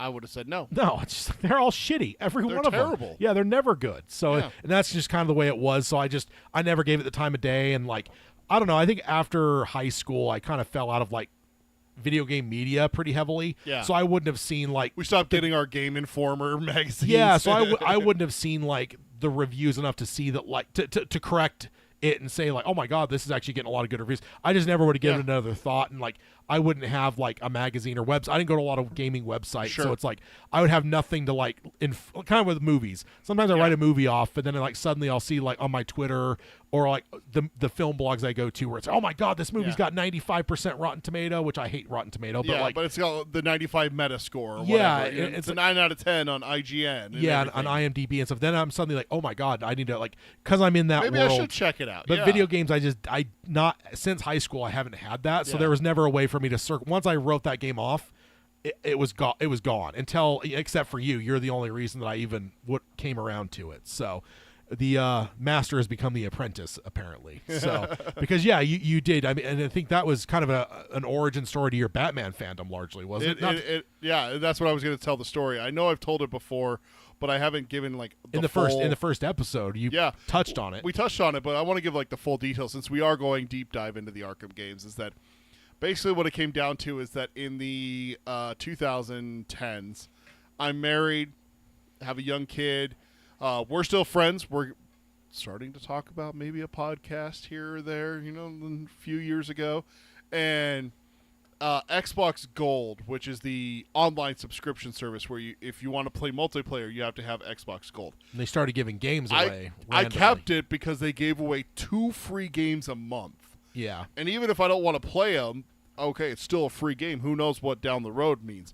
They were giving out games that I knew. They gave out one of the Burnout games. I fucking love Burnout. Like, wreck a bunch of cars and stuff like that. They still have that where you could like go into an intersection and just create as much havoc and chaos. That was Burnout, wasn't it? Yeah, that's Burnout. Yeah, because I hate racing games, but that was like the one where I'm like, I could play that. Okay, that's fun. I get to blow shit up. Yeah, yeah, exactly. Cause as much, and then they had like a racing option where like you have to race and go through like 3 laps around the city, but you have to wreck your opponent a certain number of times. Yeah. So like, there's different things to it. So it's adult Mario Kart. Yeah, basically, it was a different version of Mario Kart. Basically, exactly.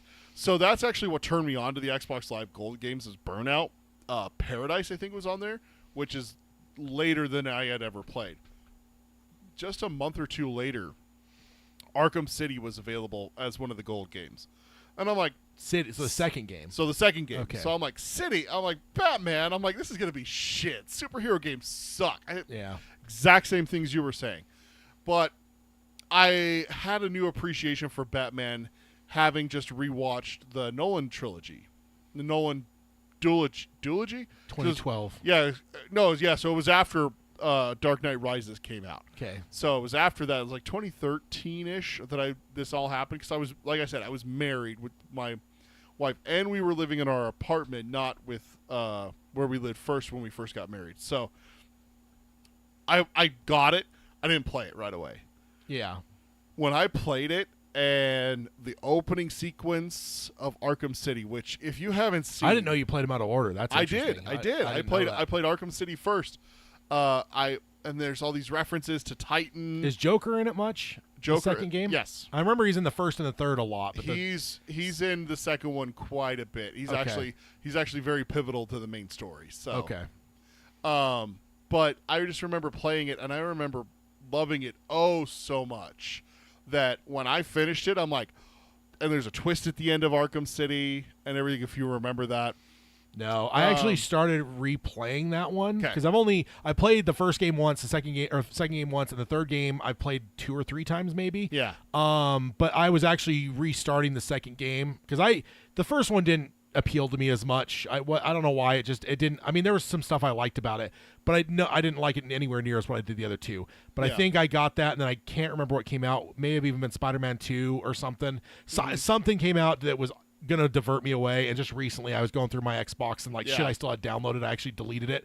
It's still on my. I still you can re-download it, but it's just like my hard drive is at 90-something%. So I need to clear up some space. Yeah, I went and deleted pretty much everything I wasn't actively playing, and so at some point I'll probably re-download it and jump back in because I'm probably only 5% into it, but so I don't remember. I don't care if you spoil it because I've seen it before. It'll jog your memory. Yeah. Joker dies. That's because he's dead at the beginning of the third game. Yeah, he's dead throughout the entire third game. That's true. He doesn't come back. Batman's drugged, so yeah. But yeah, that whole twist at the end with Joker dying and everything, Joker can't die. Like the 1989 Batman did it. Yeah, but that's because they don't want to pay Nicholson for every movie going forward. They paid him handsomely. But they don't. But imagine doing that for 4 films, having the Joker in every film. No, they don't do that. But also in this one, they stuck to the code, Batman doesn't kill, that kind of thing. But I just remember playing Arkham City. I remember finishing it. I remember turning to my wife and just being like, "That was amazing." And she's like, "Yeah," and I'm just like, "That was so much fun." She's like, "You seemed like you really enjoyed that."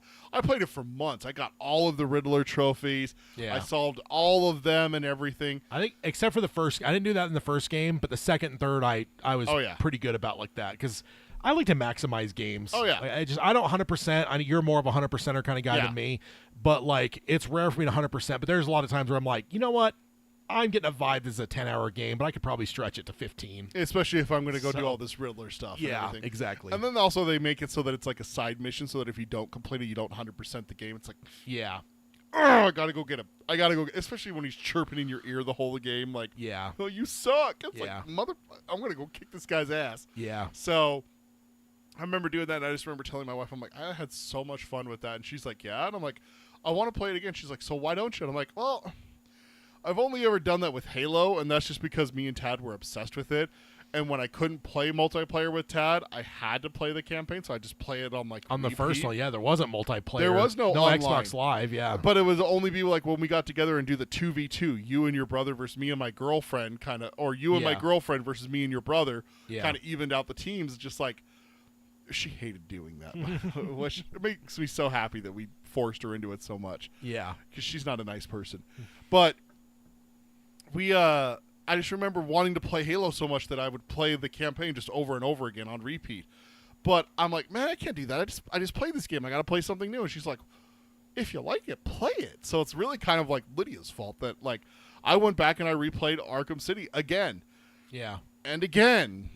And again. I mean, I played it so much that when I tested out streaming, trying to be a streamer and just for fun, playing games on while recording myself, I played the Arkham games. That's where I started, was the Arkham games. I started playing Arkham Asylum, and then I got into Arkham City, and I got most of the way through Arkham Knight before I decided to not do streaming anymore. Yeah. Too time consuming, and I want to spend time with my family.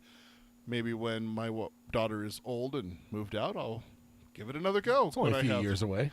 It is. You're not wrong. You're an asshole, but you're not wrong, Walter. You're just an asshole. But yeah, that's how I came to the Arkham verse, and then my wife says shut up in the chat. But yeah, then I realized that there was a first game. I found that out, and I went and played the first game. I didn't care for the first game my first time through because it's so hard. The second game refined the combat system. It's called Free Flow is what they call it. They refined it, really. They fine-tuned it and polished it and made it nice. Added a couple things what's the quality of life improvements? Yeah. Never done that to the first game. They left it as it is. And so going back, it's okay, I'm going to do this combo move. Shit, that doesn't exist yet, kind of thing. Yeah. So it's that's always tough. when they improve a game with sequels, because then you go back and play the first one, and you're like, God damn it, Splinter Cell's that way for me. Oh yeah, you go to whistle and you're like, oh wait, I don't have that. Yeah, like there's weird things like that. The worst thing about Splinter Cell is that changing the controls. The fucking third game when they change the controls. No, there's minor ones between the first and second too. There's minor ones, but the third one they changed like Batman does it too. In the first 2 games, it's left bumper on an Xbox controller for your detective vision. In Arkham Knight, it's up on the D-pad. I swear to God, the number of times I've called the Batmobile, because that's the, call the Batmobile. The number of times it's like, you can't call the Batmobile, you're underground. It's like, shut the fuck up, I'm in my detective vision. Yeah. I hope the people that made those decisions get paper cuts every day. Tad would. In the webbings of their fingers, too. Oh, that's too harsh, too far. Too far. Like the Jackass movie. That slicing sound. The worst is when they do it between their toes. Like why? That's pretty. But that's been the crux of Jackass, basically. Yeah, indeed. So that's realistically how I came to Batman, and the thing from that is that I actually developed my uber fandom for Batman because of that. Yeah, I liked Batman the animated series, and I found out reading up to prep for this episode, some of the writers from the animated series helped write the first 2 games. Paul Dini was involved in different ways and everything. That makes sense. It feels like the animated series. It. Also, to have Kevin Conroy and Mark Hamill. Yeah. How amazing is that, right? Yeah. And that ghostly Joker in the third one is incredible. Oh, with the hallucinations and everything? Pop up randomly. Yeah. You're like cruising across the bridge and there's that big statue and you go land on the thing it's holding up and he's just sitting up there talking and he just starts talking to you. I get why you come up here, Batsy. It's refreshing. Yeah. Have you ever caught the glimpses of the Joker on like billboards and stuff? Yeah. There's the one where like the husband's putting on the pearls and it looks like Batman's like strangling Joker. Yeah. The reason I actually went into the second game this last time, I was like, oh, maybe I'll play one of those Batman games again. Yeah. Is because like honestly, I've played the third one like multiple times, 2 or 3 times. Yeah. But honestly, I think they overdid the Batmobile. It's just it's the most common complaint fucking with the prevalent. Yeah. And it was just like then it dawned on me and I was getting ready to I should play one of those Batman games again. I have nothing else going. And I was like getting ready to do the third one. I'm like, wait a minute. I'm always bitching about the Batmobile. Like, why don't I go play the second one again? Has no Batmobile. So yeah.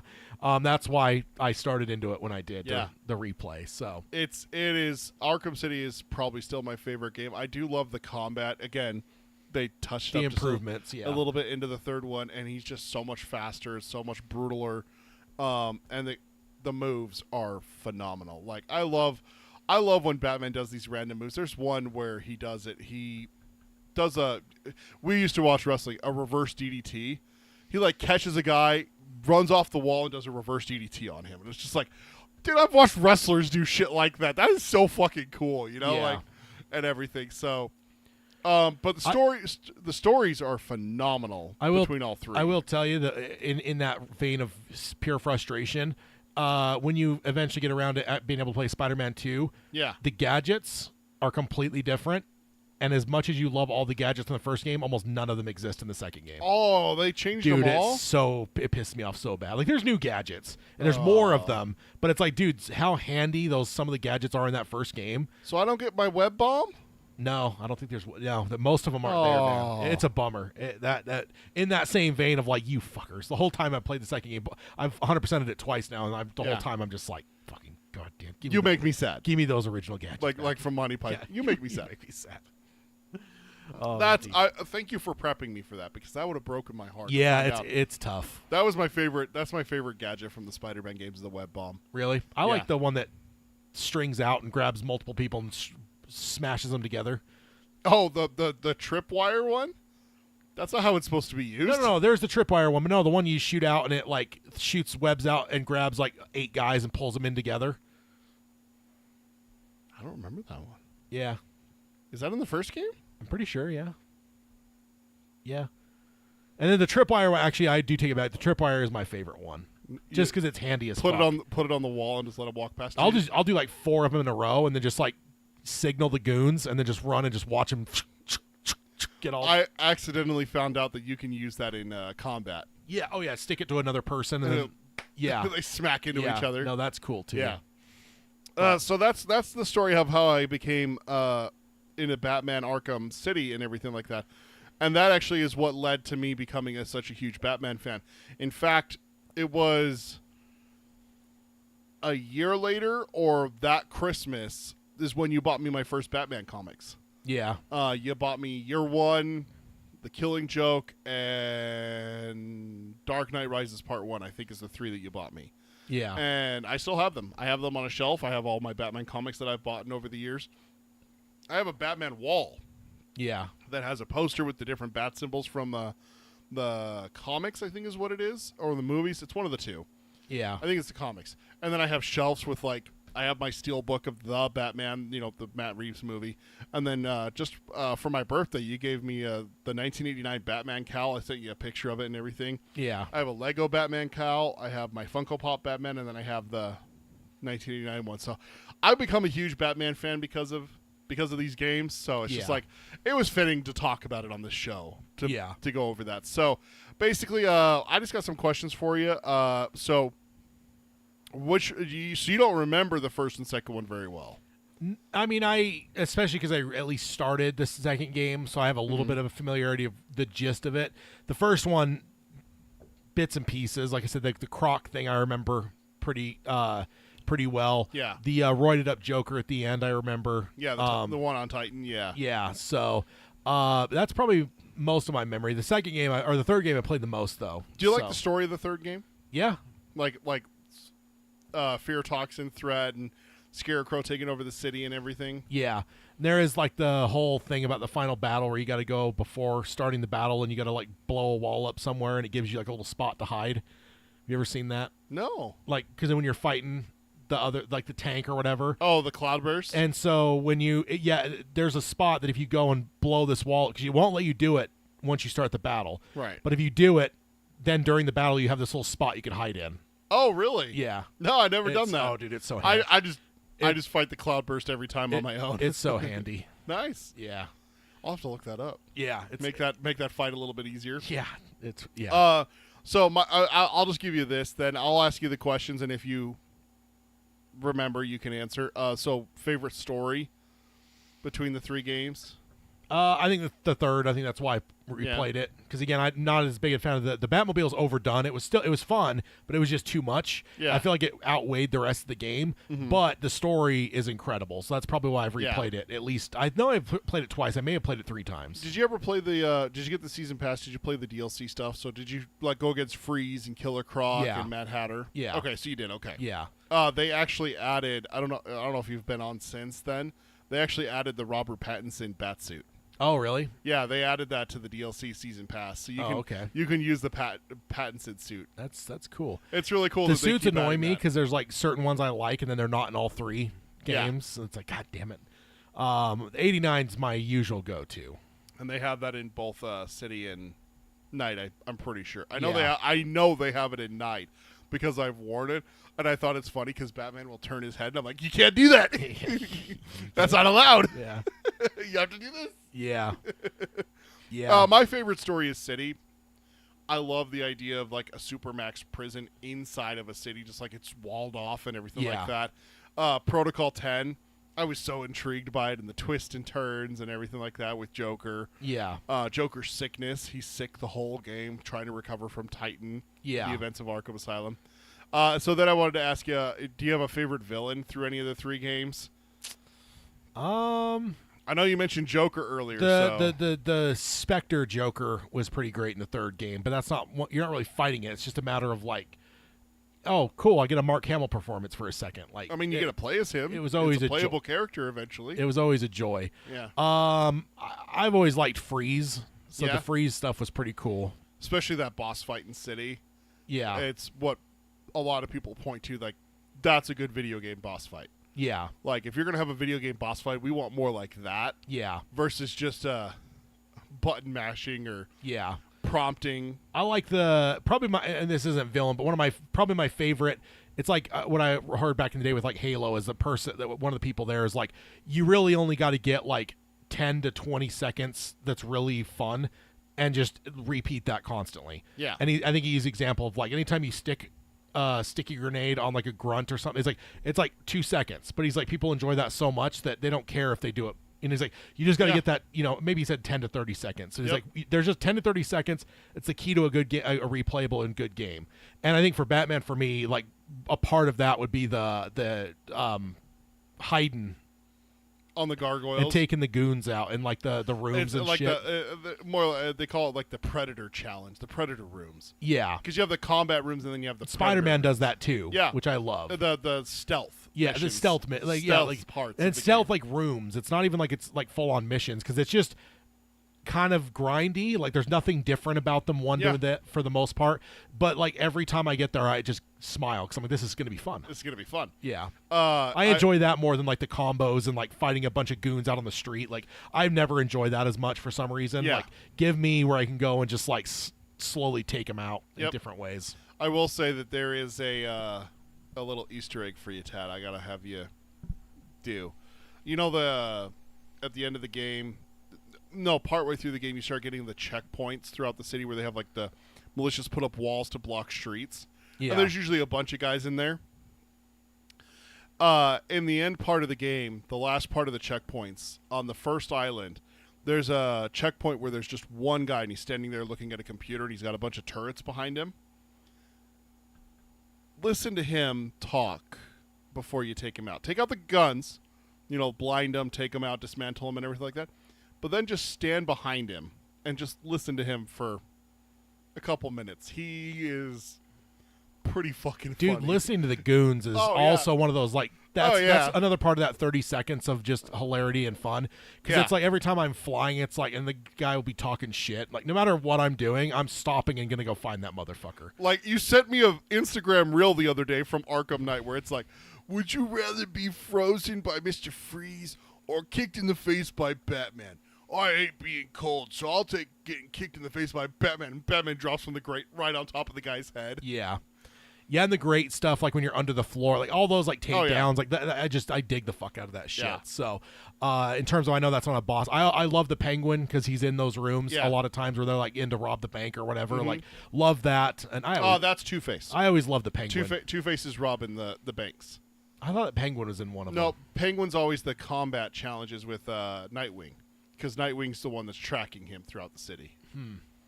I don't know. Two-Face is robbing the banks. But I always love Penguin. banks of Gotham. It's mob money, Batman. Yeah, Yeah. I love Penguin though. He's great. Penguin's great in both of the games that he's in. He's in City and Night. Yeah. I think he's fantastic in City because he has one of the funniest moments where he nut shots one of his henchmen with his umbrella. It's easy to miss, but in one of the cutscenes, he absolutely accidentally Yeah.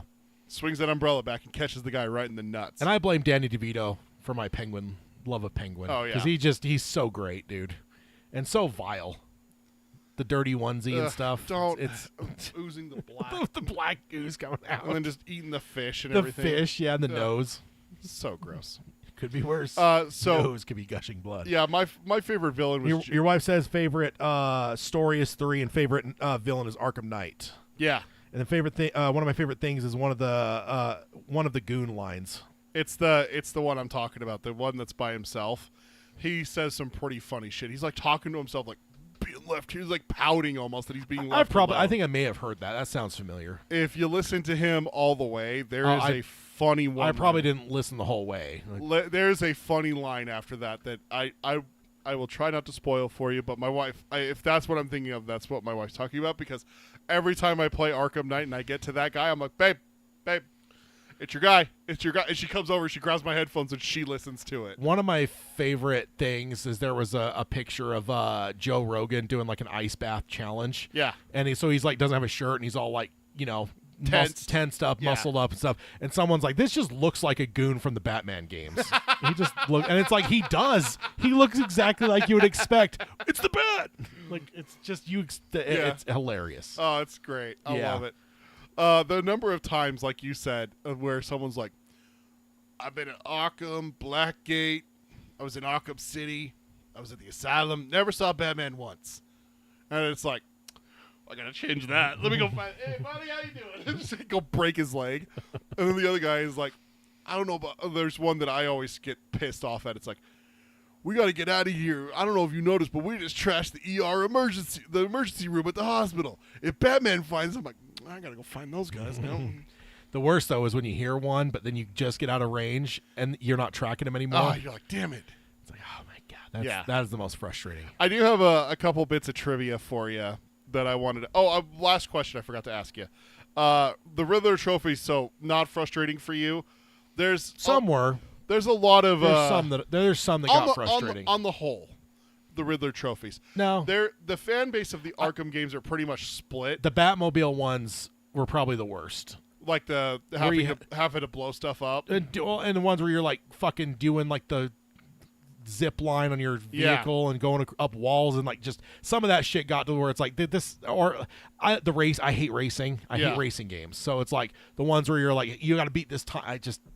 That's not for me. I've never been that way for games. The only thing I've ever wondered is if I should get like a steering wheel, because I have liked some arcade racing games where you sit down and race like California, USA, Cruising USA, that one. So I've always wondered, maybe I should just get me like a low end wheel and try like a racing game and see if it plays different than a controller. But but overall, no. I mean, I enjoyed them. I like problem solving stuff. So every once in a while though, there's somewhere it's like that's a little bit not gonna even complicated, just frustrating.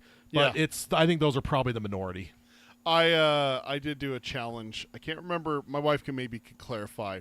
I can't remember if it was Arkham City or Arkham Knight. I went through and I played the game several times before. Yeah. But I'm like, I'm not going to look at my map or look up anything online. And I'm going to see how many Riddler trophies and stuff I remember and I can solve. I think it was Knight. I did it, and I think I got all but 8. Yeah. Like just going through like the airships, the sewers, like the mall where the Arkham Knight's headquarters are, and everything like that, and all that. Oh, and finding the green guys to the Riddler secrets, green guy, dude. And every time like I get my ass absolutely fucking beat by a bunch of different dudes because I'm like trying to not take that guy out, and it's like I get the lowest on my health bar because like I'm purposely or he's kicking my ass, but I won't. I got to take everybody else out before him, right? So. 2 little hints about that. One of the things that comes in really handy is that do you know how to stun a person so that they stay on the ground for a while?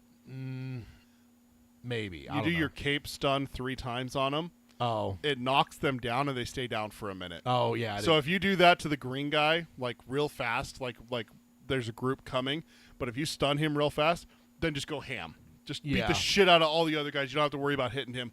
And you can counter his moves.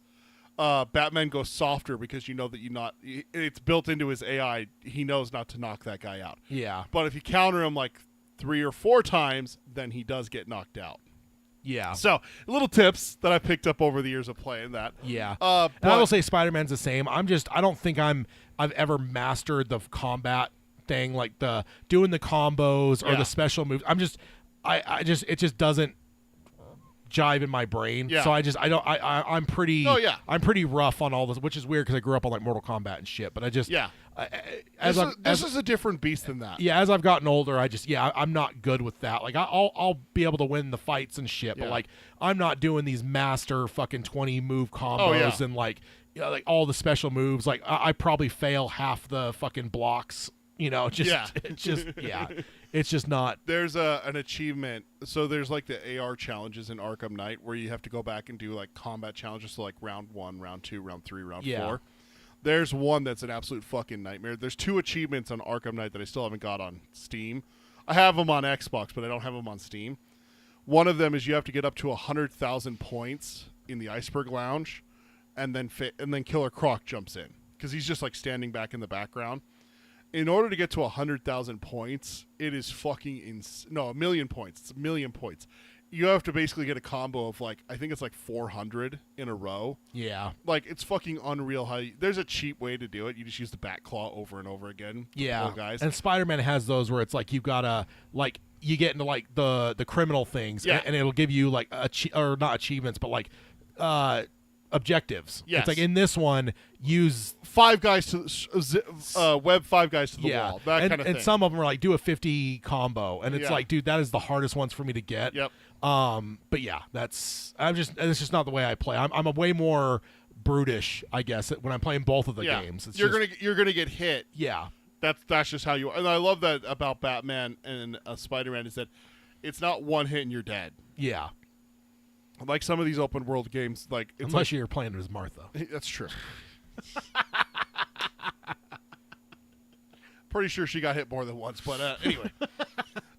Too soon. Yeah, well, I know Robin got hit more than Robin got hit more than once with that crowbar. So, but I will say that what was I saying? Oh, there's another AR challenge that has an achievement tied to it. You have to complete all 4 rounds of a challenge. It's called Free Flow Master with 4 different characters. Robin, Batman, Catwoman, and Nightwing.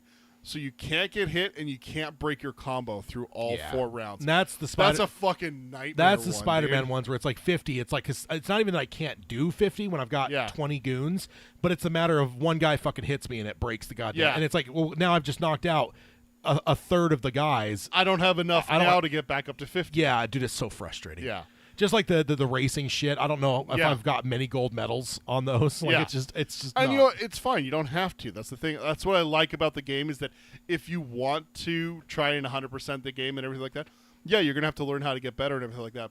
But I love that they didn't make it too hard for casual gamers like you that don't want to go that deep into it. So but basically that's what I have with Arkham Asylum verse.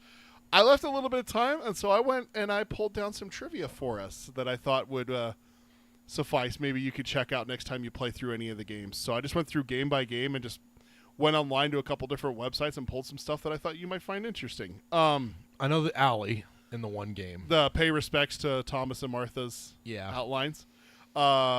Suggestion for that one, go back later. There's 2 different times you should go back. Oh, really? What game is that? No, actually, I'm conflating things. So it's in Arkham City. If you go there, there's a tape that Hugo Strange plays. Oh. Like if you pay your respects, like you did that whole thing where like he kneels down and like Hugo Strange talks to you. In Arkham Knight, it's part of the story, so you have to do it. You go to pay your respects and Joker interrupts. That's when you fight the Joker in your brain. Oh yeah. Spider-Man 2, if you go up to or Spider-Man, not 2 as well. When you go up to the graveyard, you can find Uncle Ben's. You can talk to it, yeah. Yeah, that's pretty cool. I think that's an achievement, actually. Is pay respects. It is, yeah. Like pay respects. In the first game, like it that. is. Yeah, in the first game. Yeah.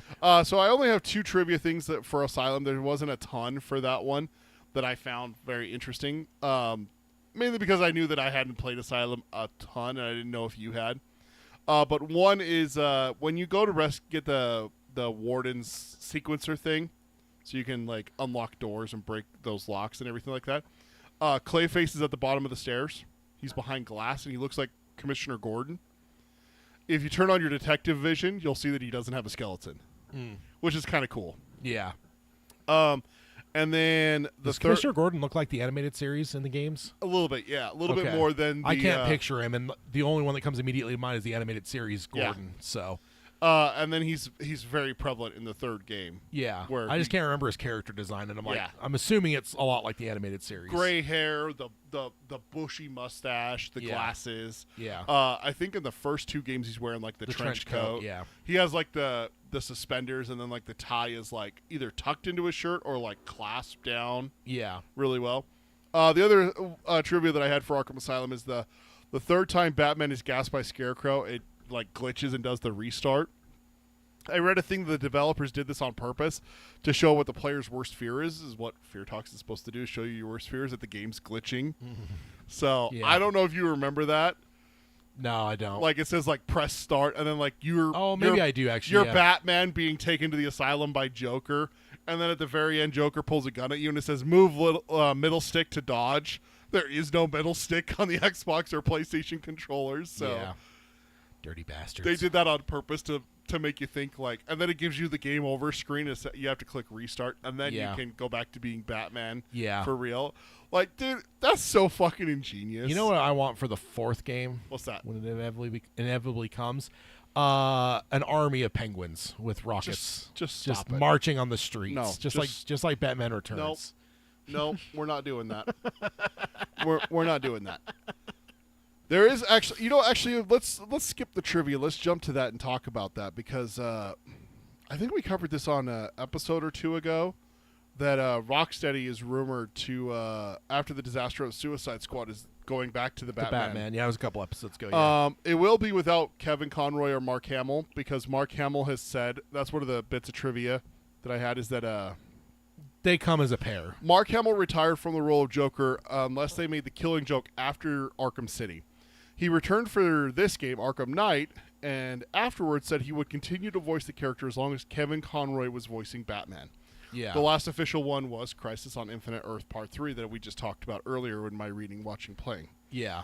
So with that in mind, we got about 7 Lydia minutes. also says you can kill the penguins then, if that happens. If I can kill penguins, then we're gonna have a conversation. With that being said, with modern consoles, you could probably get 10,000 penguins on the screen. I need to buy that Epic Battle Simulator. Oh yeah, that's a fun one. I've done. I mean, I have a above average computer, but yeah, I've done like 1 million penguins versus like a platoon of Spartans and shit. It's pretty fun. I need to do that. But what were you gonna say there? So with the ending of the Arkham Knight, Batman's dead, but then we get that shot of the criminals, then we get the fear Batman. What do you think is the best way to continue the story for a 4th game? Or, like the rumors I saw when I was looking into this about the whole Rocksteady going back to Batman, apparently there's been a lot of rumors since Suicide Squad Kills the Justice League flopped about doing a reboot for the Arkham series. I think you got to reboot. I think there's just too much baggage to, not even that Batman's dead. It's just there's way too much that's already spent. Yeah. That like. Yeah, you've told a story over 3, technically 4 games, because while Arkham Origins isn't officially part of the Rocksteady 3 games, yeah, they do acknowledge it. Like, if you capture Firefly, he says, "You left me on that bridge to die." That's literally the boss fight with Firefly in Arkham Origins. You fight him on a bridge. Yeah. So it's like they acknowledge Arkham Origins as part of the series. Yeah. But it's not official. Was everywhere that. What about the Man-Bat jump scare? Dude, which one? Him or Joker? Fucking both of them make me almost shit my pants every time. Oh, so good. I'm pretty sure that I have security cam footage of me getting got by it last time, and I sent it to my wife. And I'm like, I got to that part today, and she's like, Man-Bat, huh? Because you can see me like I'm there playing. Because I play on controller when I'm on my PC. I cannot play mouse and keyboard Batman. That's not gonna happen. But I'm sitting there and I'm like playing, and all of a sudden you see me go, just like jerk in my chair, and she's like, "Oh, yep, yeah, you can see where Man-Bat got you." Fucking Man-Bat every time. Oh, good stuff. I'm pretty sure. I agree with you though. I think a reboot would be the way to go. But you don't even have to go like earlier in the timeline, because I would say that like lean into the Robin stuff a bit, like right, duo it to where it's Batman and Robin. You heavily play both. Yeah. And it's like, in that case, what if you did Damian and it was a younger, less experienced, where it gets what we're probably going to be seeing from the film, the Brave and the Bold. Yeah. So like, I just feel like do something completely different, because like, yeah, at this point in those games, you're in like what, the 3rd Robin. Like, there's so much has already been done that it's just like, again, even if Batman was like, oh, happily ever after, I'm gonna go take a nap. Like, yeah, it just I don't see a whole lot left there to do. So I think you got to reboot and move away from everything, and it could be a similar game. Yeah, probably would be, but it's got to be a completely fresh take. Like almost launch a new trilogy. Look at it that way. Even it's like because even if you were able to figure out a way to tax a 4th game onto that, are you going to be able to build off that, or is that just going to be kind of the epilogue of those other games? Like, the 3 games. No, but start something brand new that could be a foundation for the next 15 years of the next trilogy, another trilogy. So that would be my thought and take on it. I think you're 100% right. That's actually what I have written down, as I would prefer a reboot. I love the Arkham games that we have now. I love that it's Kevin and Mark especially, and I love the tones of the 3, how dark they are, and everything. So I think that's where it's good. The trilogy's good. What about a 4K remaster? I would. I might cut off some toes. Have you seen that Halo thing I sent you on the Unreal Engine 5? That's the thing, though, is that people are still talk about Arkham Knight. when they're not aged. I'm not to say that they're like the aging is bad on them, but it's like still you telling me that if someone wanted to go through and do a fucking 4K Unreal Engine 5 remaster on those 3 games, like I'd pay $60 each, dude. Serious, like it's that. I'd have to upgrade my computer a little bit to be able to handle that, but there is a couple trivia things that I found interesting. I actually found one that I did not know. For Arkham Knight, the idea of Scarecrow Fear Toxin bringing Joker back was apparently an idea for a Batman Unchained sequel to the Batman and Robin from Joel Schumacher, which they would have had Harley Quinn as Joker's daughter out for revenge on Batman. So Joker would have been in the movie talking to Batman, but no one else could see him because he had been gassed by Scarecrow. I had never heard that before. I was wondering if you had ever heard of that. No, it's that's such a genius thing, though. I mean, like the original script for Episode 9 for Star Wars had that, where Luke was just going to be like this fucking ghost of Christmas past, like haunting Rey. Haunting Kylo. Oh, really? Yeah. And the whole movie, he's just Kylo will walk into a room and there's fucking Luke Skywalker. Like, oh, you're still failing, huh? Like, you're really not good at, like, just not. That's probably a little bit less than he actually said. But essentially, like, when I was reading that, when I found the script got leaked and I was reading it, I'm like, dude, this is fucking Joker from the third Batman game. Like, and it's Mark Hamill. So. And then just to tie it all nicely in a bow with the Arkham games, like I said, this is one of my all-time favorite video games trilogies. Steam has them on sale right now for $9. It goes through next week. Do they have a DLC to get Colin Farrell's Penguin? No. That's not real. Colin Farrell never played the Penguin. You still can't convince me that was him. Oh, but yeah, it includes he's so good, dude. He's so amazing. Like, as I'm watching this show, I'm like, it's just perfect. Like it's absolutely insanely good. Like it's phenomenal. The show is incredible too, but his performance, it's unreal. Like it's. I hope he wins awards for it. I hope so too. He absolutely deserves it. Yeah. I do want to give you one more thing. Have you ever listened to the answering machine in Wayne Tower during Arkham Knight? Yeah. I make it a habit of that, actually. Lex Luthor's on there, whatever. Yeah. Okay. Yeah. I don't know why, but there's just small things like that. If I lock on to, like, every time I'm in there, I'm gonna go. Like, please let there be something, and then you click on it, and there's like 4 messages. You're like, yeah. Is the third game? Does Gordon find out about his daughter? Yes. Okay, that's what I thought. I'm like, I remember that being a whole thing, but I couldn't remember if that was. She gets kidnapped by Scarecrow, and that's when he finds out. Actually, a little bit of trivia there. You know, you have to use the statue in Oracle's clock tower to open it. It's the same statue that's used in the '60s TV show. Oh yeah. They rendered that in for it. That's great. So, that's great. If you go downstairs in Oracle's clock tower, there's a computer on, and you can see a chat between her and some of the other birds of prey, like Black Canary. Oh yeah, and stuff like that. So little Easter eggs like that. I've gone and found websites that show me like Easter eggs. Yeah, there is a fuck ton hidden throughout Arkham City and Arkham Knight. Oh, I bet. I mean, that's they're Rocksteady's great with that kind of stuff. Well, they got to know who their audience is. That's right. Like, yeah, comic book fans are notoriously good with that kind of stuff. So, but yeah, that's the Arkhamverse games. Like I love them. I think they're the best superhero video games of all time. In my opinion, I think they are. Spider-Man beats it for me. Spider-Man runs where Batman walked because if it's without Batman, I don't know if we have the Spider-Man games. Yeah, no, and that might be true, but those and it might even just come down to like web slinging versus coasting. Dude, I will say, I fucking love web slinging over coasting. I'm a Batman fan, but dude, I would take web slinging any day of the week. It's so much fun. And like the small thing, like the J. Jonah Jameson pod, like just all the stuff. Fucking turn it off. No way, God, dude. it's the worst. Dude, I stop immediately when it comes on. I'm like, because I don't want like something to trigger and then cut him off. Like, you like stop and listen. Dude, I will. I'll stop and just sit there and listen, dude. It's the worst. Oh, he's the best, dude. It's the worst. He really is. He's so amazing, dude. Please tell me they cut him out of the second game. No. God damn. No, he's still there. But you played Miles Morales? Yeah. The positive chick is in it too. Oh, is she? So, and I think like Miles like turns it like somehow finds out that that's what Peter's listening to is J. Jonah Jameson, so he programs her into his. So you get both throughout. So he's like, dude, why are you listening to this? Like, listen to this instead. And like, so then you're getting both. Like, it'll alternate between. Which of course I don't like her. I'm like, positivity. God damn, turn that off. Of course you wouldn't like that.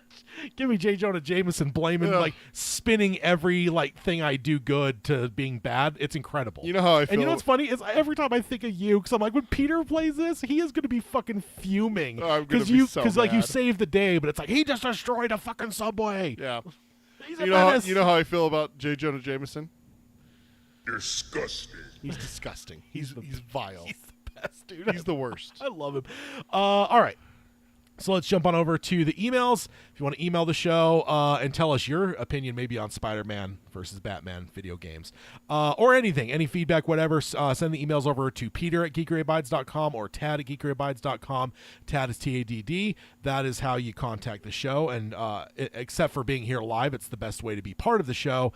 And next time on is my episode 47. Wait.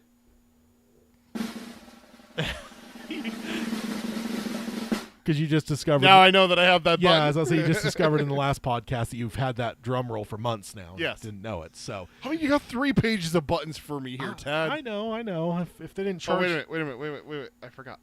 If they didn't charge so much for these big. I'm Batman. But next time. Oh, I didn't. I wasn't trying to. I'm gonna take your. That's fucking Obi-Wan Kenobi. I'm gonna take your Obi-Wan buttons away. Never allowed to take away my Obi-Wan. I'm gonna take them away. Don't take away my Qui-Gon buttons. Yeah, no shit. But next time on episode 47, we are going to deep dive Agatha all Okay, I was going to be pissed if you picked something else. No, I was going to be so mad. I had some debates, but dude, I was going to be so mad at you. We got to talk about that show. 2 weeks is almost too long. We should have probably done Agatha this episode. Probably. I didn't realize that it lined up right with this finale. I didn't either. I would have told you if I had thought about it. I would have told you. Are you sure, dude? Agatha's finale is like a few days before, but it gives us some time. I might even rewatch the whole thing. It's like so good. It is it versus WandaVision for me, because like I love Loki, but WandaVision topped Loki for me, and this is up in that realm where it's like, which one do I like more? Loki's definitely number. I've loved a lot of the Marvel shows. Yeah. Secret Invasion doesn't exist, but most of the Marvel shows have been pretty good. I loved Loki. I loved Hawkeye. There's a lot of good. Miss Marvel I loved.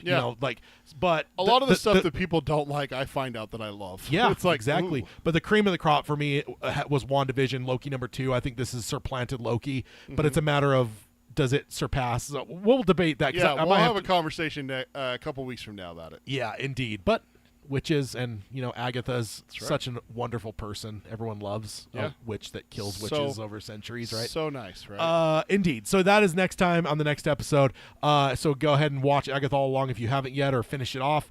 And we will just deep dive into it. It kind of reminds me of what we did in Vegas when we deep dived Ahsoka. Kind of like that's my except Ahsoka, didn't we do like multiple episodes? We did it as it was coming out. Yeah, we did like 2 episodes at a bite, but this one we could just recap the whole show, talk about it, go in depth. We could maybe talk about theories and thoughts and whatever else, like of what we thought during the show and if they paid off or not. But we could also talk about what comes next. The future. Yeah, exactly. Brandon Trend just joined us. Hello. First-time viewer is what he says in the chat. Awesome, Brad. I'm sorry. Welcome. Welcome. But yeah, we are closing up, unfortunately. Yeah, this episode, but definitely we'll be back in a fortnight. Yeah, like and subscribe. Yeah, indeed. But yeah, welcome, Brandon. But yeah, so that'll be next time. And then we are also coming very closely on the end of the year. With us doing every other week. We only have a couple episodes left, a handful of episodes left before 2 more in November, 2 more in December. Yeah, so not much. So not even a handful. It's someone bit your thumb off, maybe. Like a penguin. He goes for the nose. Right. But yeah, and then 2025 is on the horizon. There's a lot of fucking fun shit that I'm looking forward to in 2025. So I can't wait to geek out about a lot of shit next year. Right. So, but yeah, I'll sign off as I always do by saying, love what you love, let your geek flag fly high, and to hell with anyone that tells you anything about guilty pleasures. I'm Batman. See you guys. Bye, everyone.